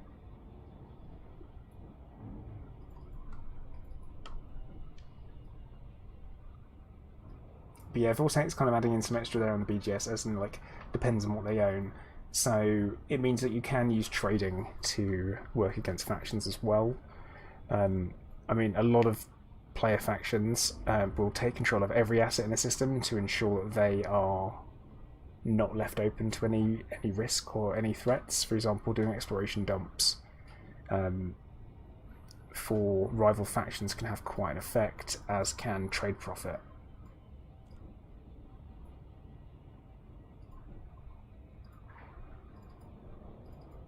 Mediocre. I mean, I think Elite's pretty well optimized, so it looks pretty good for lots of people.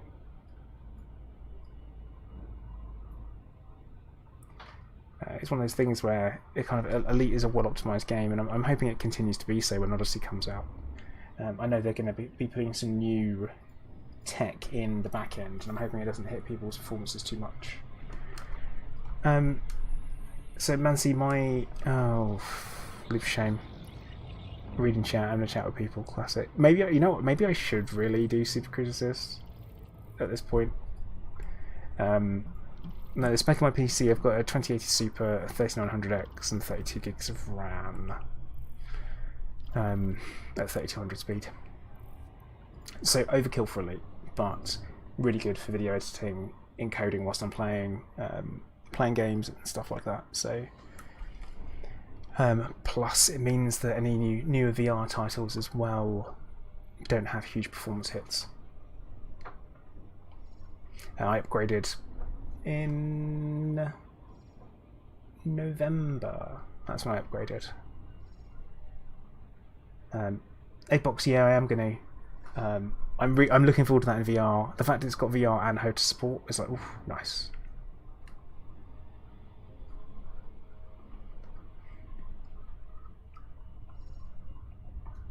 Anatole, I don't know what you mean.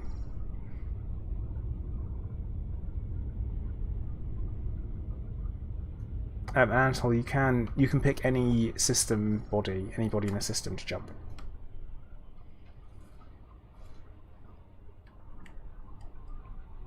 Orbital flight engaged.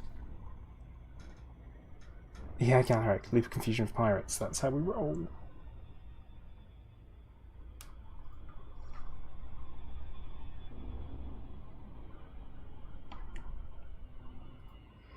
I'm gonna do a casual plug now here for my wife's Twitch channel, who has recently started streaming and kind of getting into it. She is a she's primarily playing The Sims 4 at the moment. She also does art streams too. So I'm gonna say, if anyone wants to come and follow her as well, you are more than welcome to, over on Twitch. But you know, I just thought I'd do that, fill it out. I didn't force you to do that. And I wasn't forced to do that, and nor was I forced to say that I wasn't forced to do that. Thank you, though. You're welcome. But yeah, she recently started. If you want to see how she works a series of sim families like Puppet Masters, she's currently doing 100 baby challenge, the eco baby challenge, in fact. So that's quite a thing to behold. She's going to be streaming later on today, so you're welcome to come over and follow along. It may well, Vortex. That's a reward for both of us. So. Oh no! Oh no! Oh no! Gotta be honest, I'm not enjoying this planetary malarkey. I have to be 100 meters away because it's just, this is how I get bounty.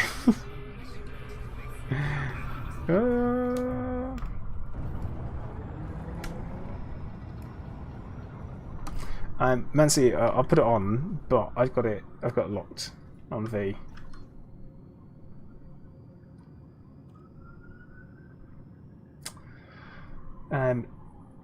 Yeah, David, I could do that, couldn't I?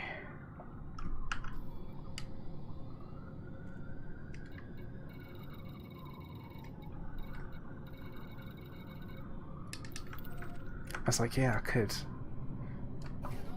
My problem is that I just forget. I just forget exactly what I'm doing half the time because I'm busy having a chat.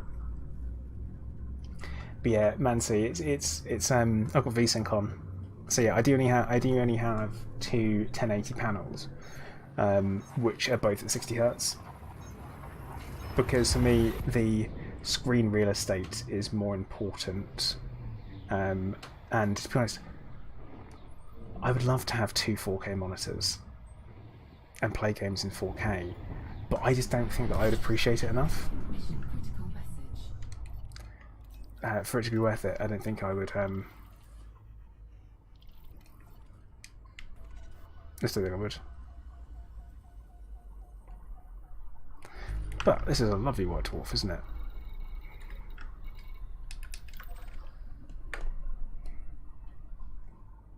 It's bright and it hurts my eyes.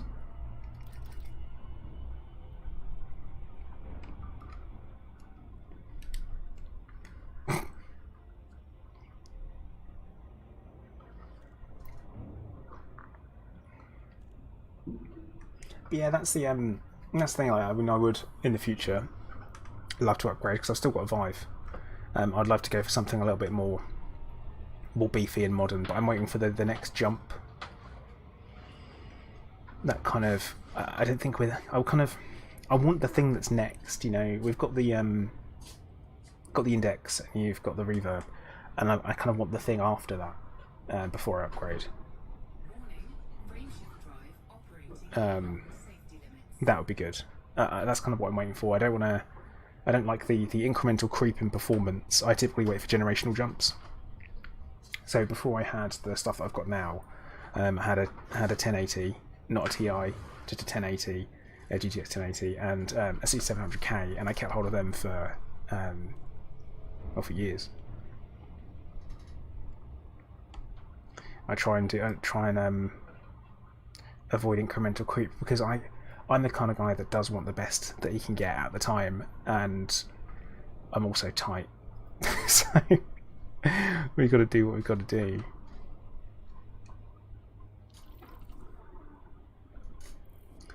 So off to Gentmartoni. Gentmartoni? No, I can't say that. I can't say the name of this. If anyone knows how you're meant to say it, and you can phonetically bung it in chat, let me know.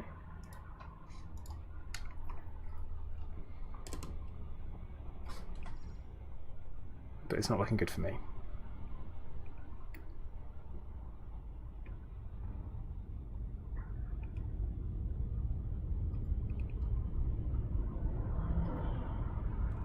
That place. Cheers, Vortex. Because SZ as a letter combination doesn't really come up in English.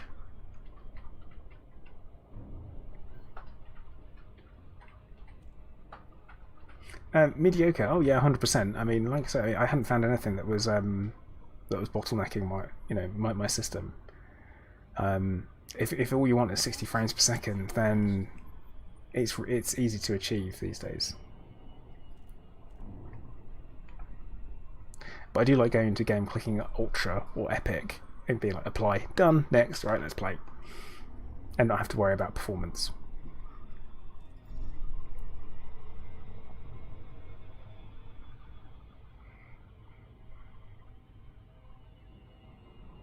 But yeah, I only really got into like computer hardware when I was quite into gaming, so it became like I knew what I need to upgrade, and I went for a 290X, the AMD graphics card, and that was like, whew,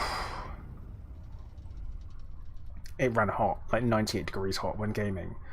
To the point where I ended up buying the NZXT bracket for it that would allow you to attach an Asetek AIO cooler to actually be able to cool it down. So I've got like a 140 rad attached to a graphics card, which is now in my home theatre PC.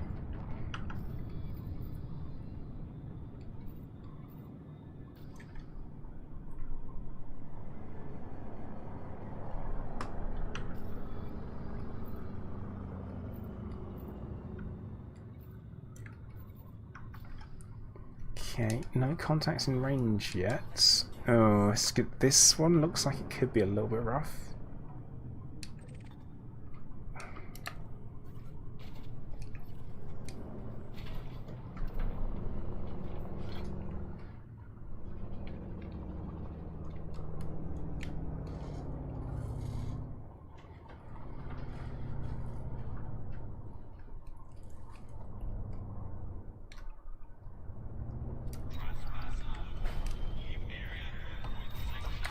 Off we go! Ooh! They're angry. They are very angry. Remind me to visit a Interstellar Factors after this is over.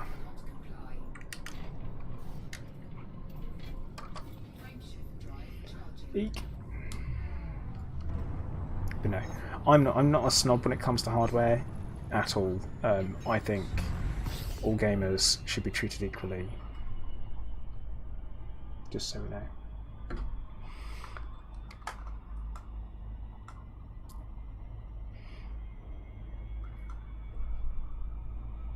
Except for mobile gamers, they're the worst. Bum bum bum ba-dum bum.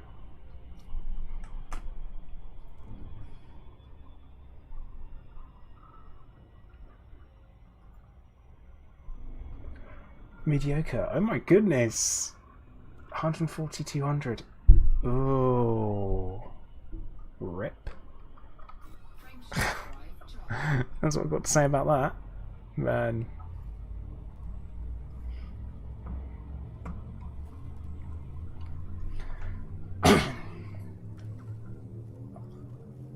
Oh yeah, Chris, you're pleased to know that I'm still working on my Gunpla building, which is Gundam model kits for anyone who doesn't know.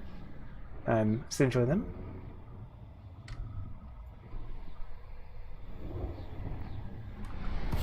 Incoming mission critical message. I've built my first real grade, which was interesting to do. Chris, yeah, I'm in, mate. I'm limited by space now. So on my stack of boxes to go, because I've got a stack of boxes that I still need to build. I have got a Gundam Mark II high grade, no, real grade. I've got a what's it called, a master grade Gundam X, and I have got a Phaz, so the full armor double Zeta Vercar to go. I am in the middle of building a the Age 2 Magnum as well, master grade, which I've almost finished. Also built a Wing Gundam, a real grade Wing Gundam as well. So yeah. But no, the real grades are good. Like they're really nicely detailed. Well, Chris, they're the ones I've still got to go, but the ones that I've built, I will have that many, Chris, pretty much. Oh my goodness, that's loads. Yeah, I've got 6 out at the moment. 7 out on the shelves at the moment. I'm waiting on a panel liner to come as well, so I can kind of go in and do all the panel lines on them for the detailing to make them look cool. But yeah, I've pretty much run out of shelf space there. I've taken over what will have been 3 shelves, and that's probably enough. I think Mrs. Plater, she's generous and she is kind, but she has her limits of how much plastic robot can be in the flat. And to be fair, so do I. Nah, I won't do top coat, Chris. Can't be bothered. Can't be bothered with that. I don't see the point of doing a top coat on them. But yeah, panel lining is tough. That kind of putting in the shadows on these models is tough because they're big. When you're doing something small, you can get away with a lot more, and there's less to fade. And like, because I used to play Warhammer and paint miniatures, and that was one thing. But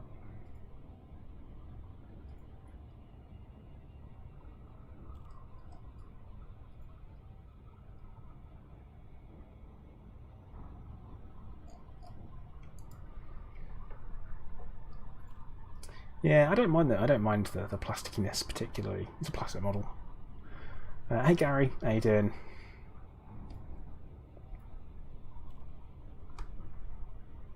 I'm actually going to try and pay attention and not leap of shame after flying 10,000 light seconds.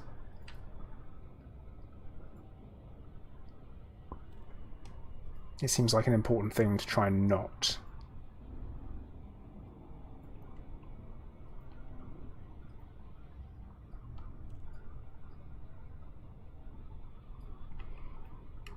One thing I do find peculiar about Gundam model kits is that they give them they tend to typically give you this transparent plastic for the eyes, and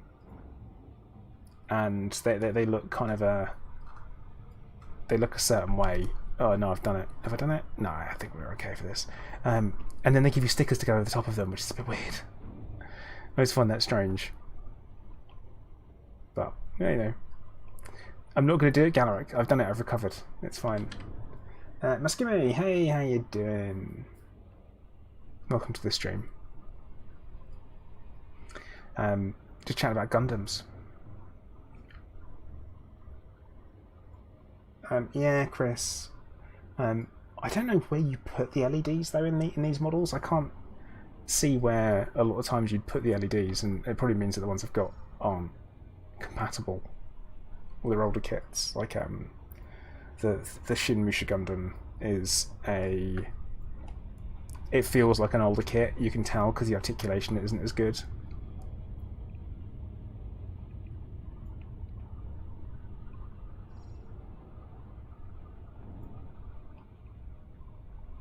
But yeah, it's very much like the learning about stuff, learning about them as I'm doing it, and also watching reviews and seeing stuff. But yeah, I think the I think my current collection, once I've built everything, is probably going to stop. Like, I'm gonna go through, make sure everything's panel lined and up to a high quality, and then I will call time for the collection until something comes out that I like. Because I picked up a lot of I kind of sat there on HobbyLink Japan, which is a website you can get them from, and I kind of sat there looking and waiting for the ones that I'm interested in. But like, this one? Oh no. This one? No. And I get this one? No, I don't really. Oh, that one's out of stock.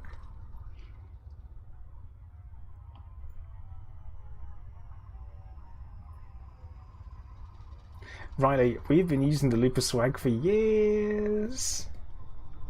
There's a term. I'm a fan of it. Hey, Mad Greek, how you doing? Hello, everybody. Pips. Is it you telling me to sort my pips out? Because they're perfect for what I need them to be.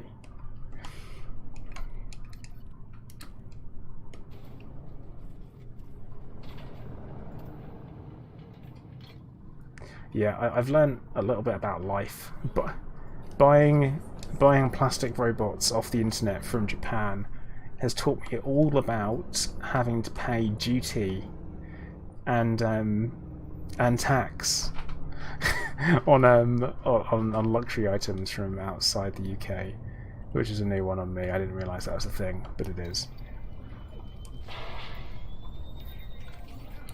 There we go.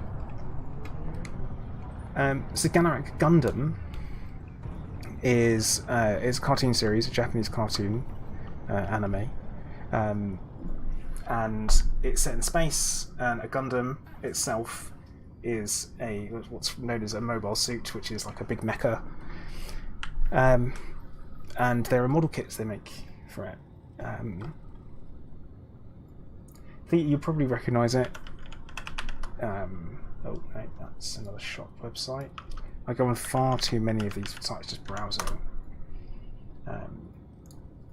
Right, we'll do a bit of screen sharing. So these are Gundams. Like, that's a Gundam.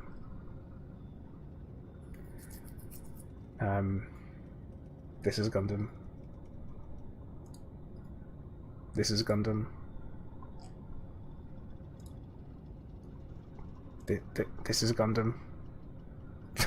And then you get model kits of them. And yeah, that's it. You kind of you build them, and they all kind of like snap together, and you can put as much detail in as you want. You would not spend this much money on this, just for clarity. This is not worth it. But yeah, you get stuff like that. So that's what we get. There you go. Oh, sorry, Chris, you got told off for that. I will post it.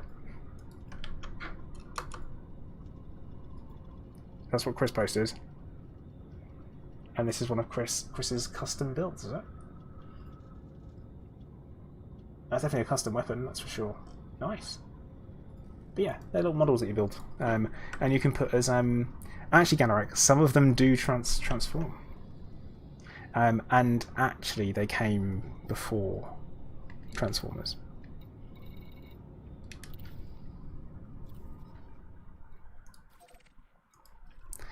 slightly before.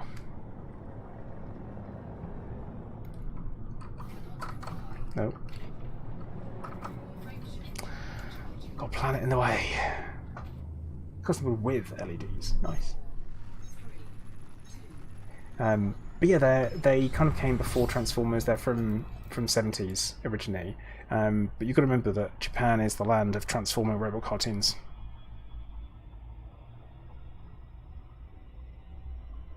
Yeah, that one that I showed off eBay wasn't a custom build.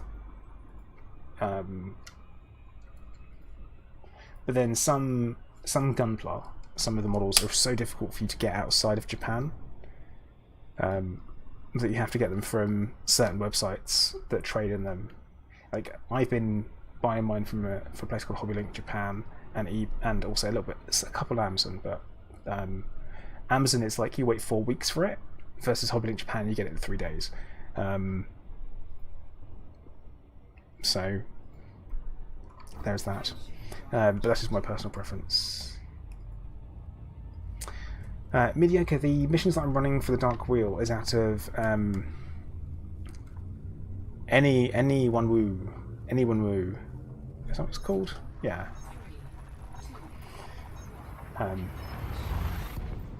Yeah, Chris, I mean, if you've got local stores, mate, it's brilliant, but we don't here.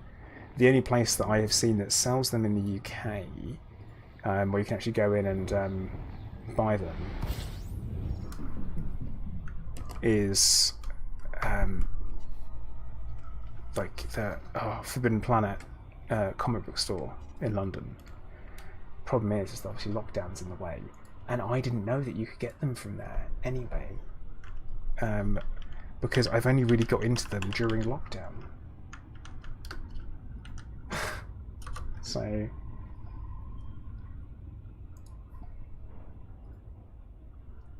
it's on my list of places to go, and yeah, they are definitely cheaper than a Ferrari.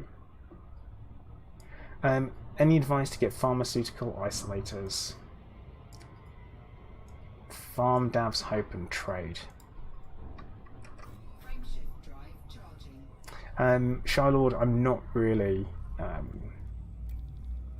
mean, I do know Brighton. I know that is that one of the model stores that's on I want to say West Street. What's it called? Like the main road just off towards the shopping centre.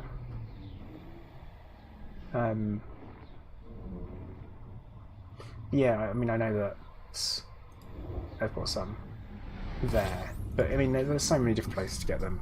But when it comes to kind of wide variety, and you want to do some proper browsing, and be like, oh, maybe I want this, oh, maybe I want that, or maybe I'll get that. It's quite nice to be able to do that.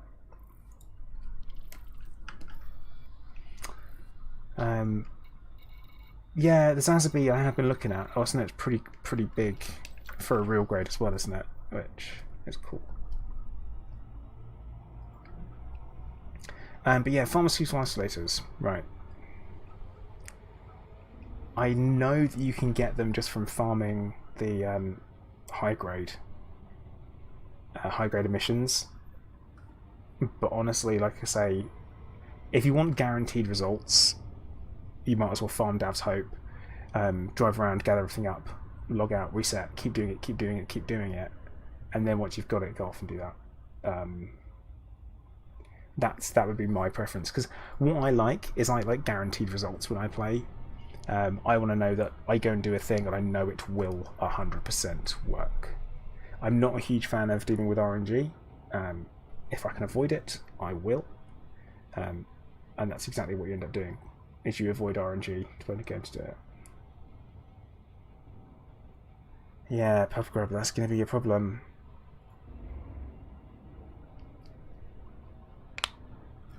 But yeah, what I'm probably going to do is the next master grade that I build, I am going to live stream some of it. The next Gundam that I build, I'm going to give it a live stream. I've managed to stop cutting myself whilst building them as well, which I probably shouldn't have said out loud, because that's going to jinx myself. But hey.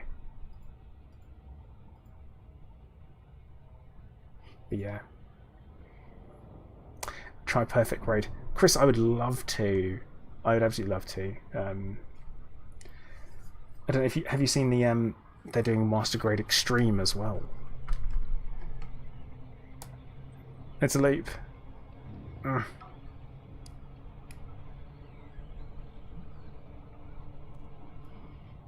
yeah, there are different grades of Gundams that you can get.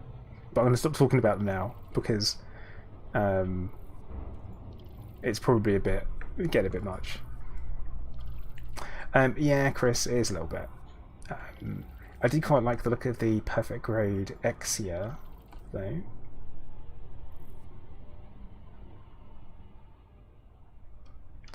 And now I'm going to stop talking about them, unless everyone's actually interested or has questions. But like I said, I might do a stream dedicated to actually doing them. Also, I've had some people asking me for a video about the ones I've got, and I could do that, but I don't want to get into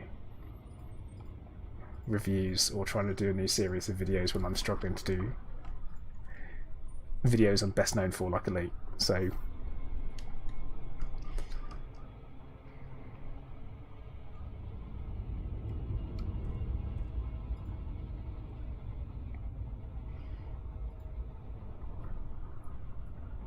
it's like that, Chris. I'm just building them for fun. I just kind of I like sharing things that I'm interested in. I mean, Riley, when it was first introduced, mate, they only had one. They only gave one at a time, which is pretty rough. I remember sitting down doing a video on it, because that was pre me making proper videos. And yeah, it was. I saw it and I was like, oh god. And especially but even still, the RNG aspect of it, I was fine with. I always thought that it would be better if the collecting them was more reliable, but the rolls can be RNG, and I always thought that was fine, because it was a little bit like, well, I don't know how much performance we can get out of it kind of thing. Like, you know, overclocking a CPU, for example, you don't know how good at overclocking your CPU is going to be until you start doing it, because, you know, the silicon lottery, they call it. And I always thought that was an interesting way of looking at it versus the RNG for everything. Because I'm not a huge fan of that double RNG. RNG to find it, RNG to get the result, and RNG for your experimental. It just seems a little bit like, haha, surprise! This laser beam heals your friends. Like, wow, how'd you do that?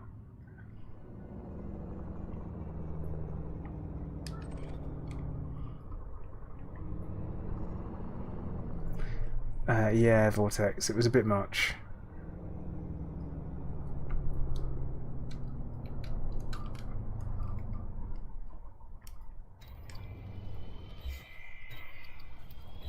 Oh god, I keep going in and out of the range. There we go, right. Off we go.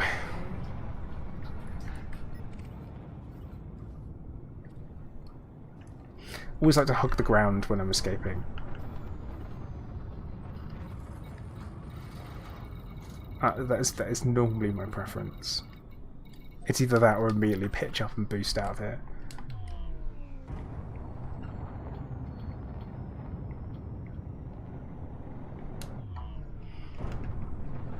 But yeah, again, you know what I said about I like guaranteed results. The new engineering offers that, and that helps. Like, definitely helps.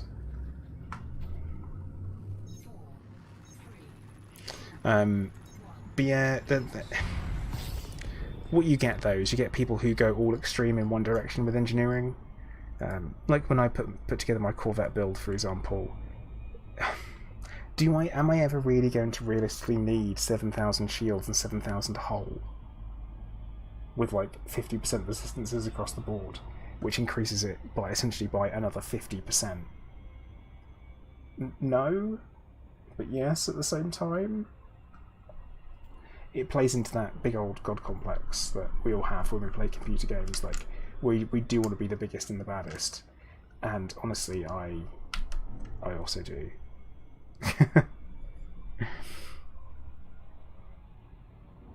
PubGrabby saying, did I know there is a system called Inara? Is there actually called a system called Inara? Obviously I know the Inara website, but no, I didn't know there's a system called it.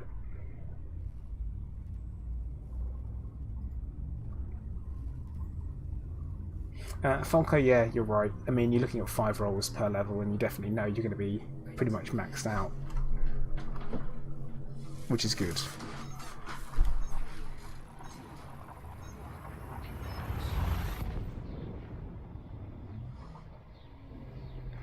He paid the dweller in fish, wasn't that? That's during betas we did that. You need fish for engineering.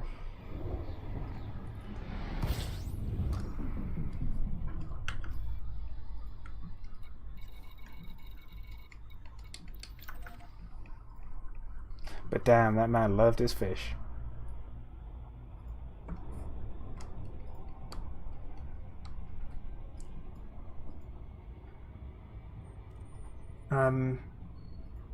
Yeah, it is something to do though, isn't it?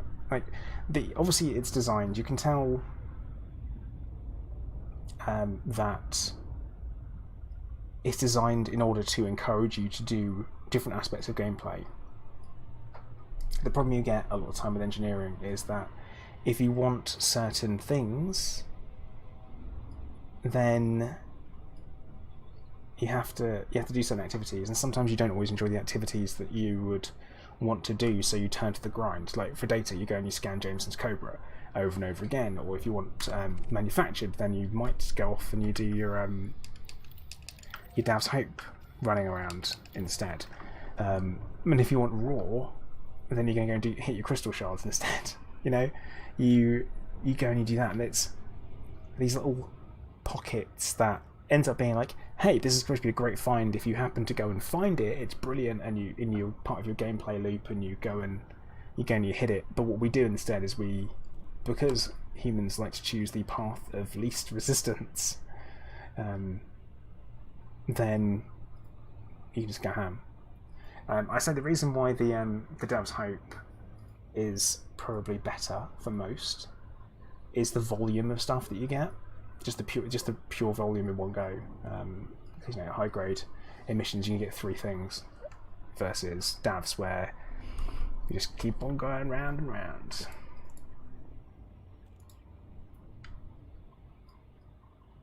Mediocre, yeah, it would. It definitely would.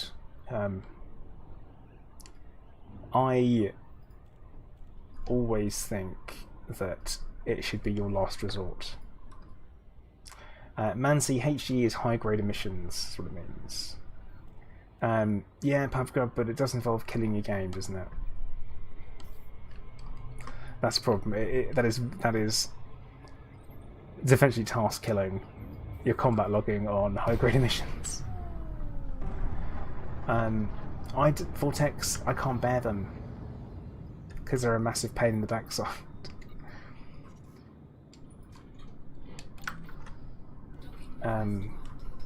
Oh,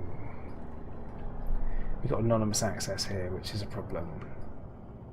Yeah, is it just exit to desktop, or is it? Yeah, like I say it's more or less a combat log, but I think it's too. I think this is my, and like I say, personal opinion. Oh, hey Tato, how you doing? But yeah, I just don't think it's the right way for gameplay to be executed.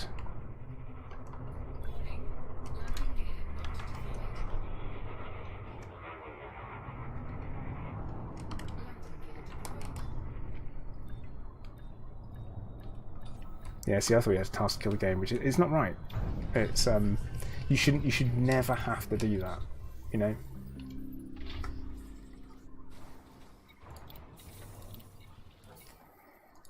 Okay, let's conductive fabrics. No thanks. I'll have the money. Oh, Riley, don't overthink it. You can't. If you go down that route, you find yourselves in all kinds of problems.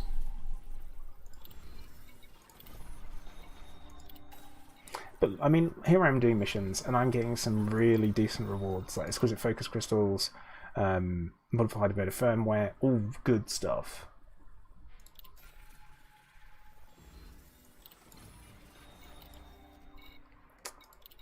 So mission board. Is that no missions available? Great. Okay, let's have a look at the contacts.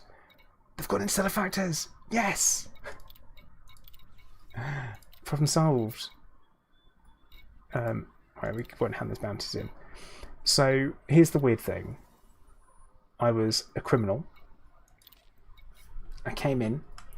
I'm like, hey guys, can I just slide you a quick 5,000 credits? And it's all good.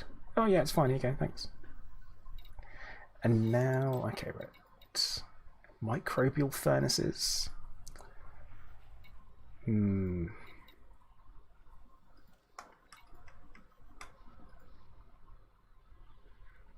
Ah, Riley, you're not the only one.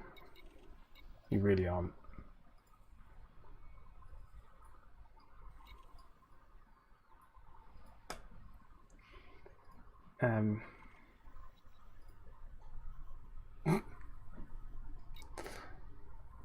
Okay, known terrorist, and the known terrorist we can go and kill.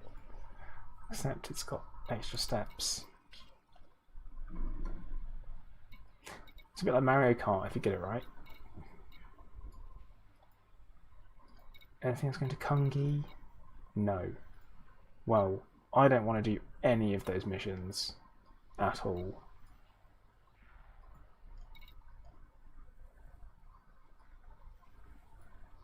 Like, I don't really want to do any of these. So that's a problem.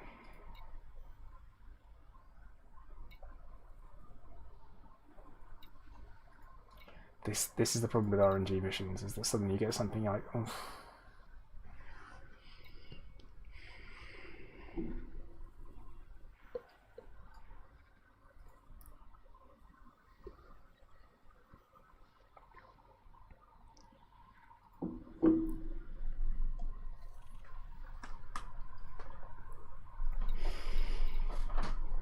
Also, that my first Cyclops kill, we're talking about anti-Goid. And this is before interceptors. No, scouts existed, and it was only interceptors. So your Cyclops and stuff. I used all AX multi-cannons, and it was awful. My very first one, it was awful.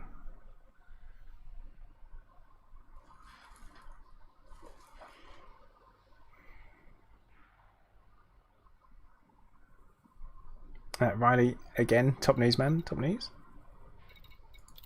Or I'm hoping that I happen to have got here at just the right time and the missions are going to reset.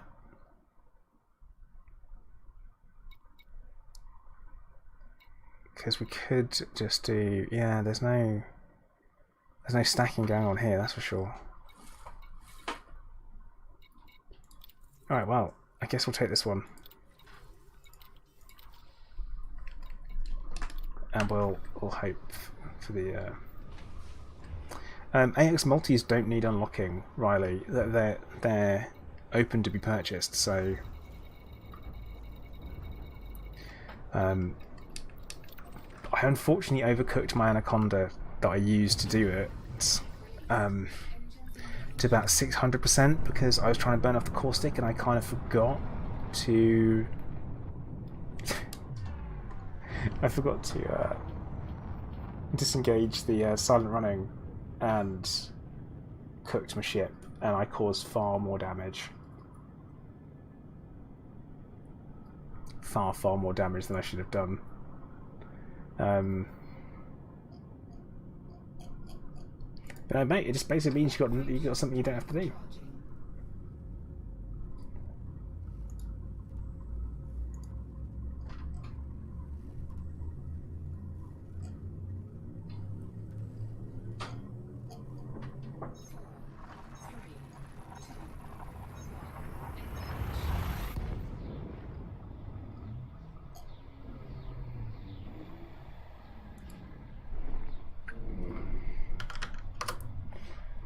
Gotta go hot. Gotta go hot.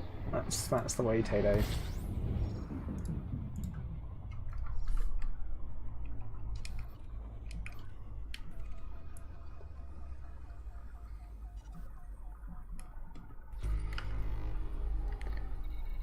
Right, what are we doing?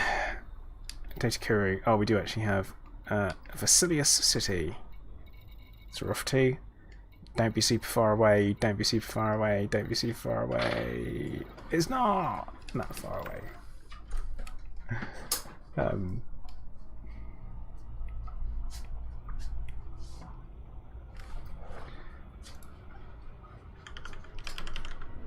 Let's see if I can find the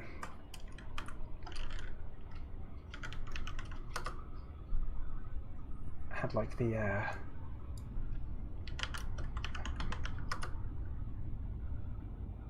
oh.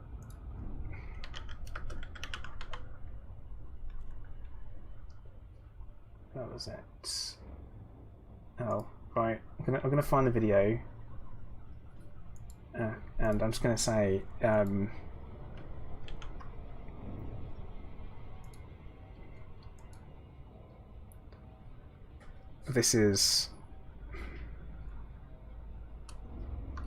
that's the video there that I'm talking about. I say feel free to watch it, or actually, you know, we could watch it together, couldn't we? Because you know it's my video, so we're kind of allowed to. I am gonna mute myself for it. I'll do that.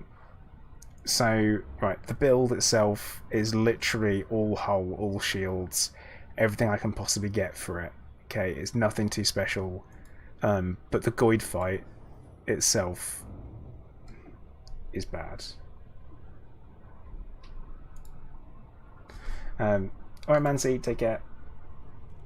Right, let's get back to the Goid fight. It's definitely not my best work. And it is just using AX multi-cannons.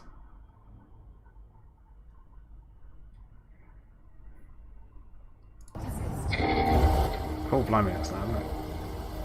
Okay, let me get the audio going. So yeah, me using remote flak didn't work.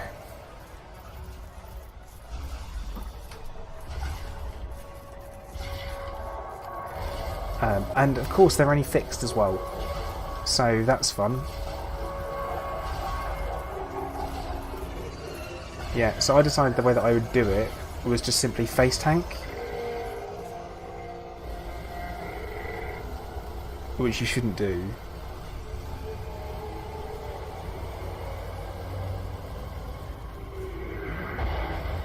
And I didn't realise that you had to stay outside of 800 metres. At all. So I used to just sit there in front of it getting zapped.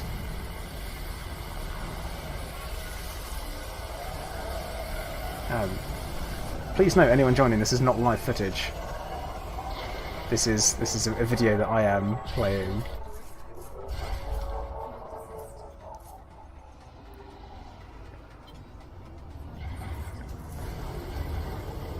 Like I say, definitely not my best move. The face tank, even being called a meta, is awkward. I'm like, oh, right.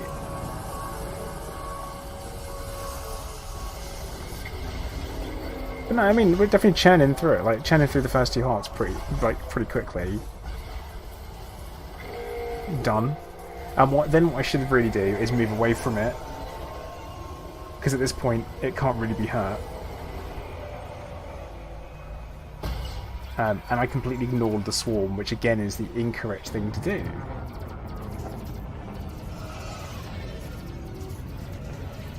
These days, I laid up on 4 Guardian Shard Cannons, and if it's a Cyclops, I just face tank it and make sure I'm using premium ammo. I'll go bam bam bam bam bam bam bam bam bam.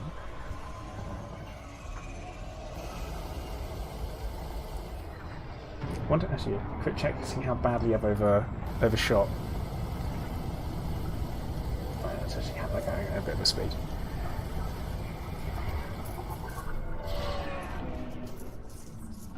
So you notice I've not been hit by a caustic missile yet.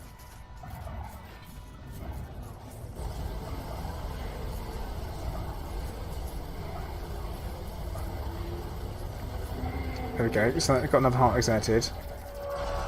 And let's be looking. I pressed the wrong bloody button because I'm getting overexcited because this was my very first, like my actual very first solo Cyclops kill, when all there were Cyclops. And again, I got really lucky with this heart.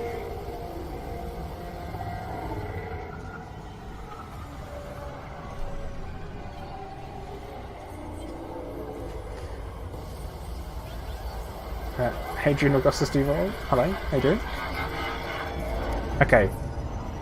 One, I didn't have the got hit by the caustic missile, and two, no negation for the shutdown pulse.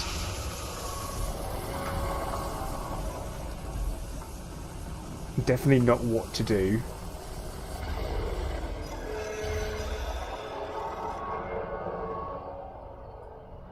Just sit around. Thrusters malfunctioned. That's bad.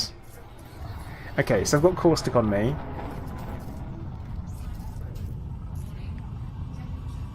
So I do silent running. Now I'm heating myself up, and unfortunately, guess who doesn't turn it off? No, Taylor, they were prismatics, so I wouldn't have had regens on shields. That's the thing. That's the reason why it was so slow anyway. But also silent running, I'm up to 200 something %. The caustic's gone, but I just haven't turned it off because I'm panicking. I remember doing this one, and I'm like, "Oh no, this is bad. I'm panicking." Hadrian, good news is this isn't live. This isn't me doing it now. I am. This is not how you do it at all, and I know that. Just using fixed AX multis. And now I'm like, quick, hit it with everything I've got. Power plot's malfunctioning also, because I'm cooking my ship. I'm up to 600% heat. Like, everything is malfunctioning. That's my point defense firing, completely uselessly.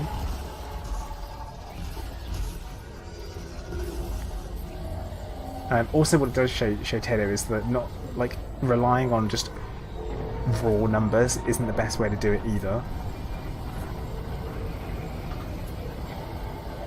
But yeah, so 626 seems to be the maximum Anaconda will go up to. Right, and I got it. And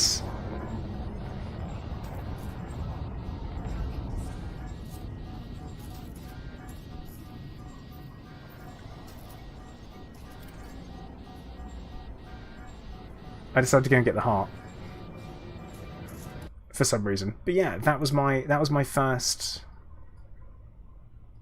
solo Thargoid takedown. And I'm not gonna lie, that is what we commonly refer to as not how to do it.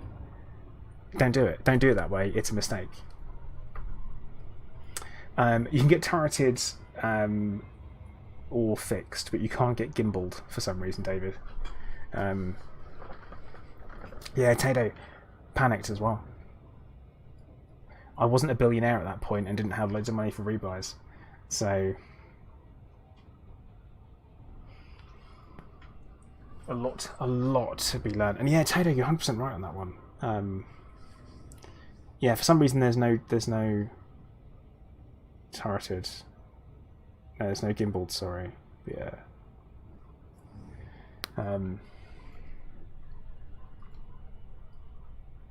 I learnt my lesson hard, really hard during that fight, and just even the forgetting to turn off silent running was bad enough. But things like trigger discipline, #1, also making sure that I'm on target, not even bothering to select the heart as a subsystem. I didn't need to do that. I didn't need to go over and look at the menu, stop doing what I was doing, select it, and then go. I didn't need to do that. I now have a button on my hostess that cycles through targets, and it fixes it for me. You know, and I can look and I can see what I'm doing. Plus guardian weaponry. But yeah, big learning, big learning experience. Thing is, I'm not bad with fixed weapons, and also there are some real differences in the Cyclops AI as well. Like that was possibly an easier one, but I've had some that just totally derp around, and you can shred them in seconds. Like not all Goids are created the same.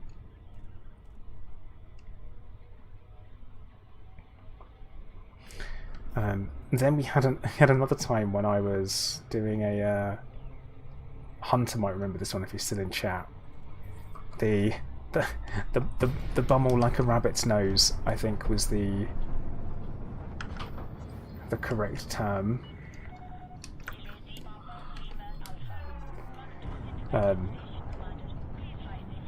mean, mediocre. To be honest, mate, there isn't a threat you can choose to engage or not.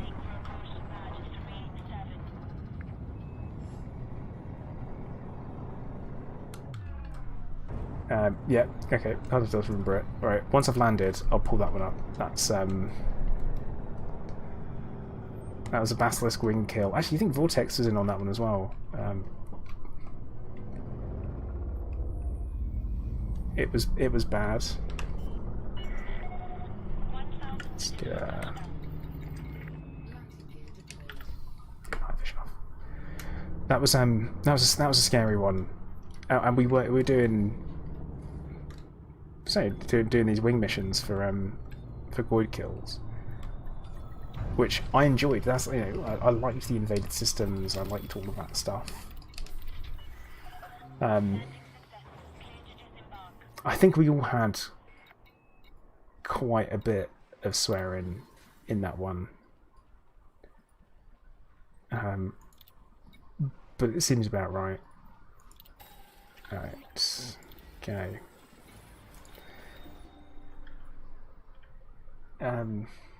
Yeah, you're right. Was it Pro Rock? So look, because I don't often go back and watch my old videos, my old footage. Once I've made it, I kind of move on, unless someone tells me I did something wrong. So, okay, yeah, Basilisk hunting goes wrong. Okay. It's a thing. So right, the fight starts literally as we Alright. Apologies if there's any language here. Apparently I'm live now. It's weird, isn't it? So yeah, I'm using Gauss cannons and plasma chargers. Let's take out the swarm. Hey, sorry, Thargoid. Oh, that was you. Mediocre, I don't use it that much, to be honest. With you. And so I only use it when I'm on planet side stuff. But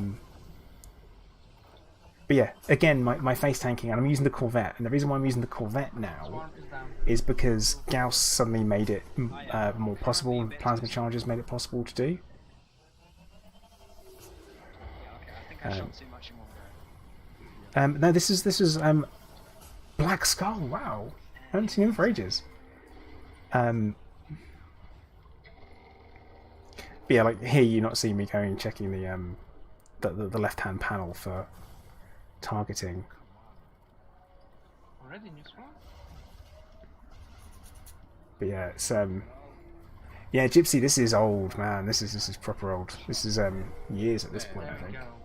Well, I'll deal with a swarm in a minute. Okay. Yeah, Hunter's dealing with the swarm. I'm gonna try and lead it away, I think. Let's have a look, see when I uploaded it.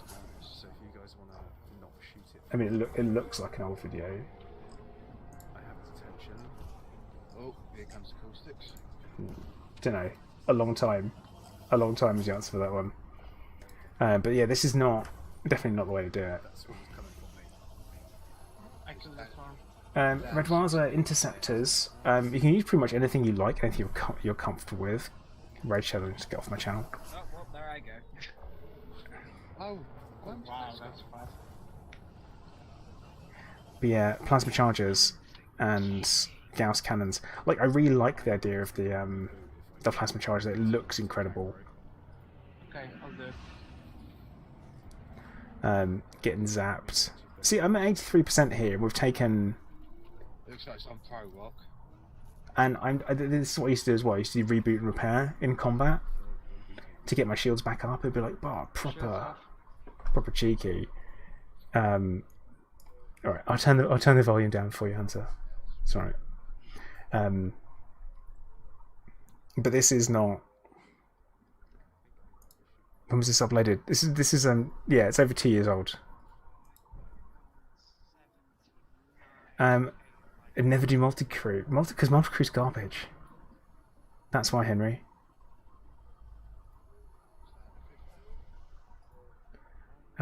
It just doesn't work half the time, and you're better off doing a wing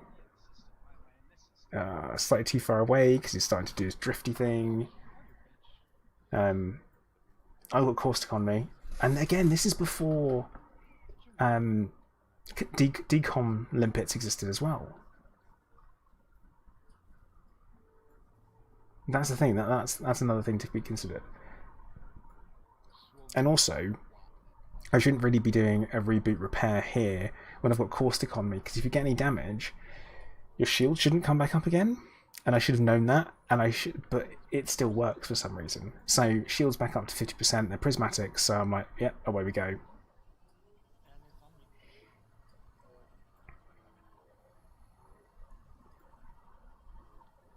But yeah, this is another case of this is not my best at all.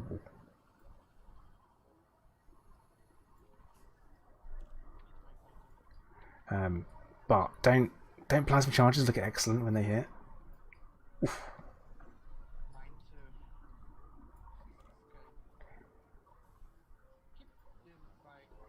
Oh no, Kuro, this is old. This is from 2 years ago. Because we're just kind of talking about Goid fighting, and I spoke about my first solo Cyclops kill and how it was an absolute mess. And then I was like, actually, wait, we did have a Basilisk one that went almost really badly wrong. It's quite a long fight, so what I might do is I'm going to bump it up to 1.5%.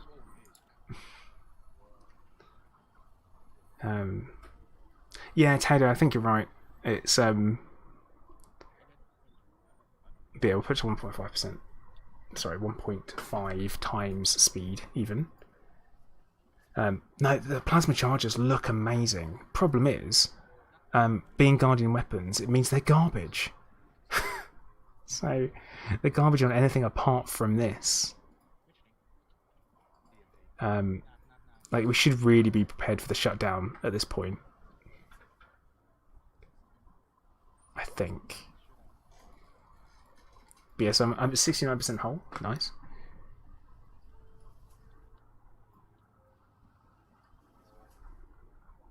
It's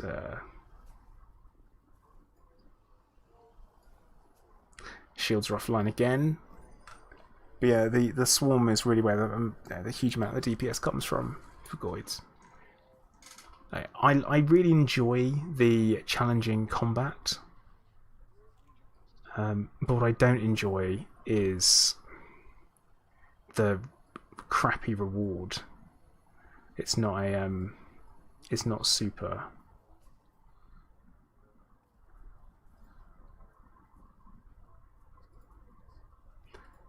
Red Wires, it really depends on what you want to use as far as ships. I wouldn't necessarily recommend the Corvette. It works. Like, as you can see here, we're fighting a Goid in this video, and I am zipping around, and it's great. But it really depends on what weapons you wanted to go for. But really, you want to be using Guardian weaponry. Gauss is the way to do it. Gauss cannons. For the pure accuracy side of things. Yeah, I think I'm worried about running out of ammo during this fight as well.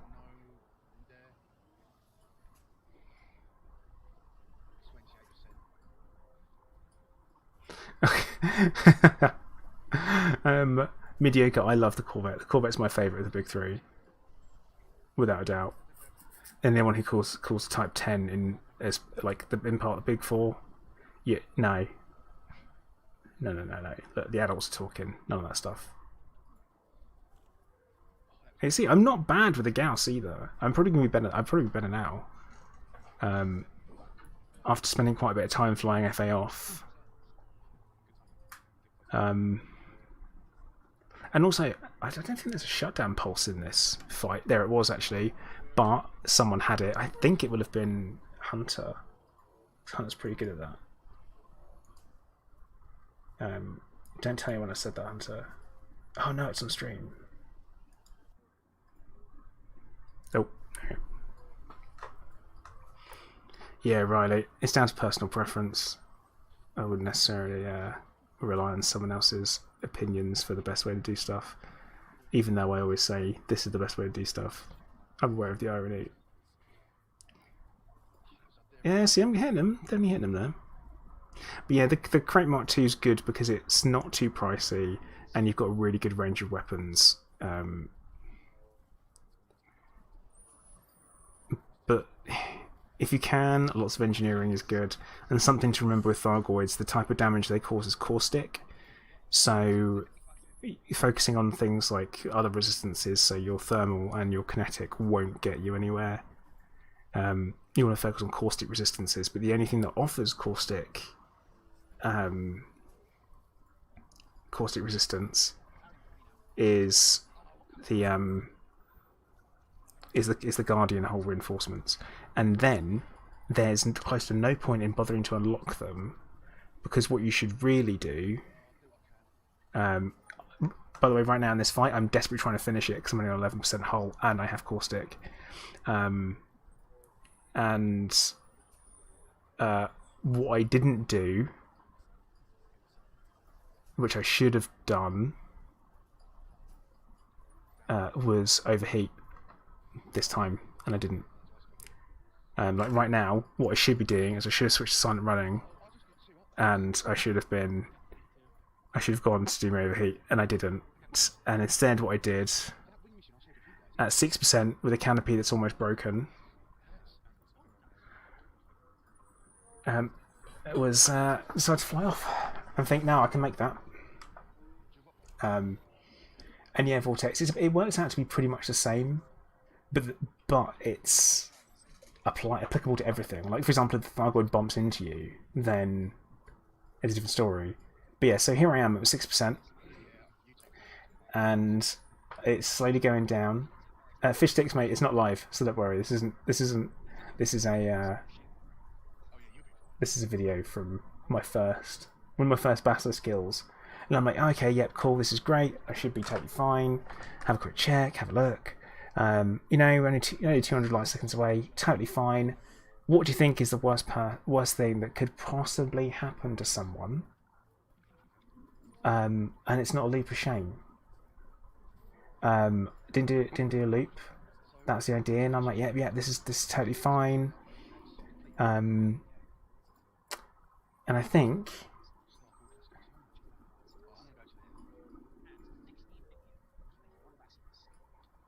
yeah, there we go. Bam. Interdicted by System Security, System Defense Force, just as. This is the worst. Yeah, it's like, oh no. And I'm at 3%. So I'm like, I've got to just submit and boost the hell out. And that was it. It was a thing that no one was expecting to happen. So, yeah, I got interdicted just at the last minute. So that was fun. That was how that went.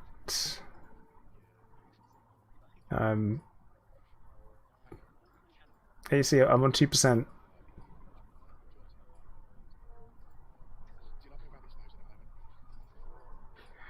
I'm still at 2%, and then I think his landing sometimes my landings can be a little bit rough as well. So, Lee, don't worry, mate. It's this is a video from a while back. It's I haven't landed yet. 1%. Shit. Don't worry, you can go to 0% and live.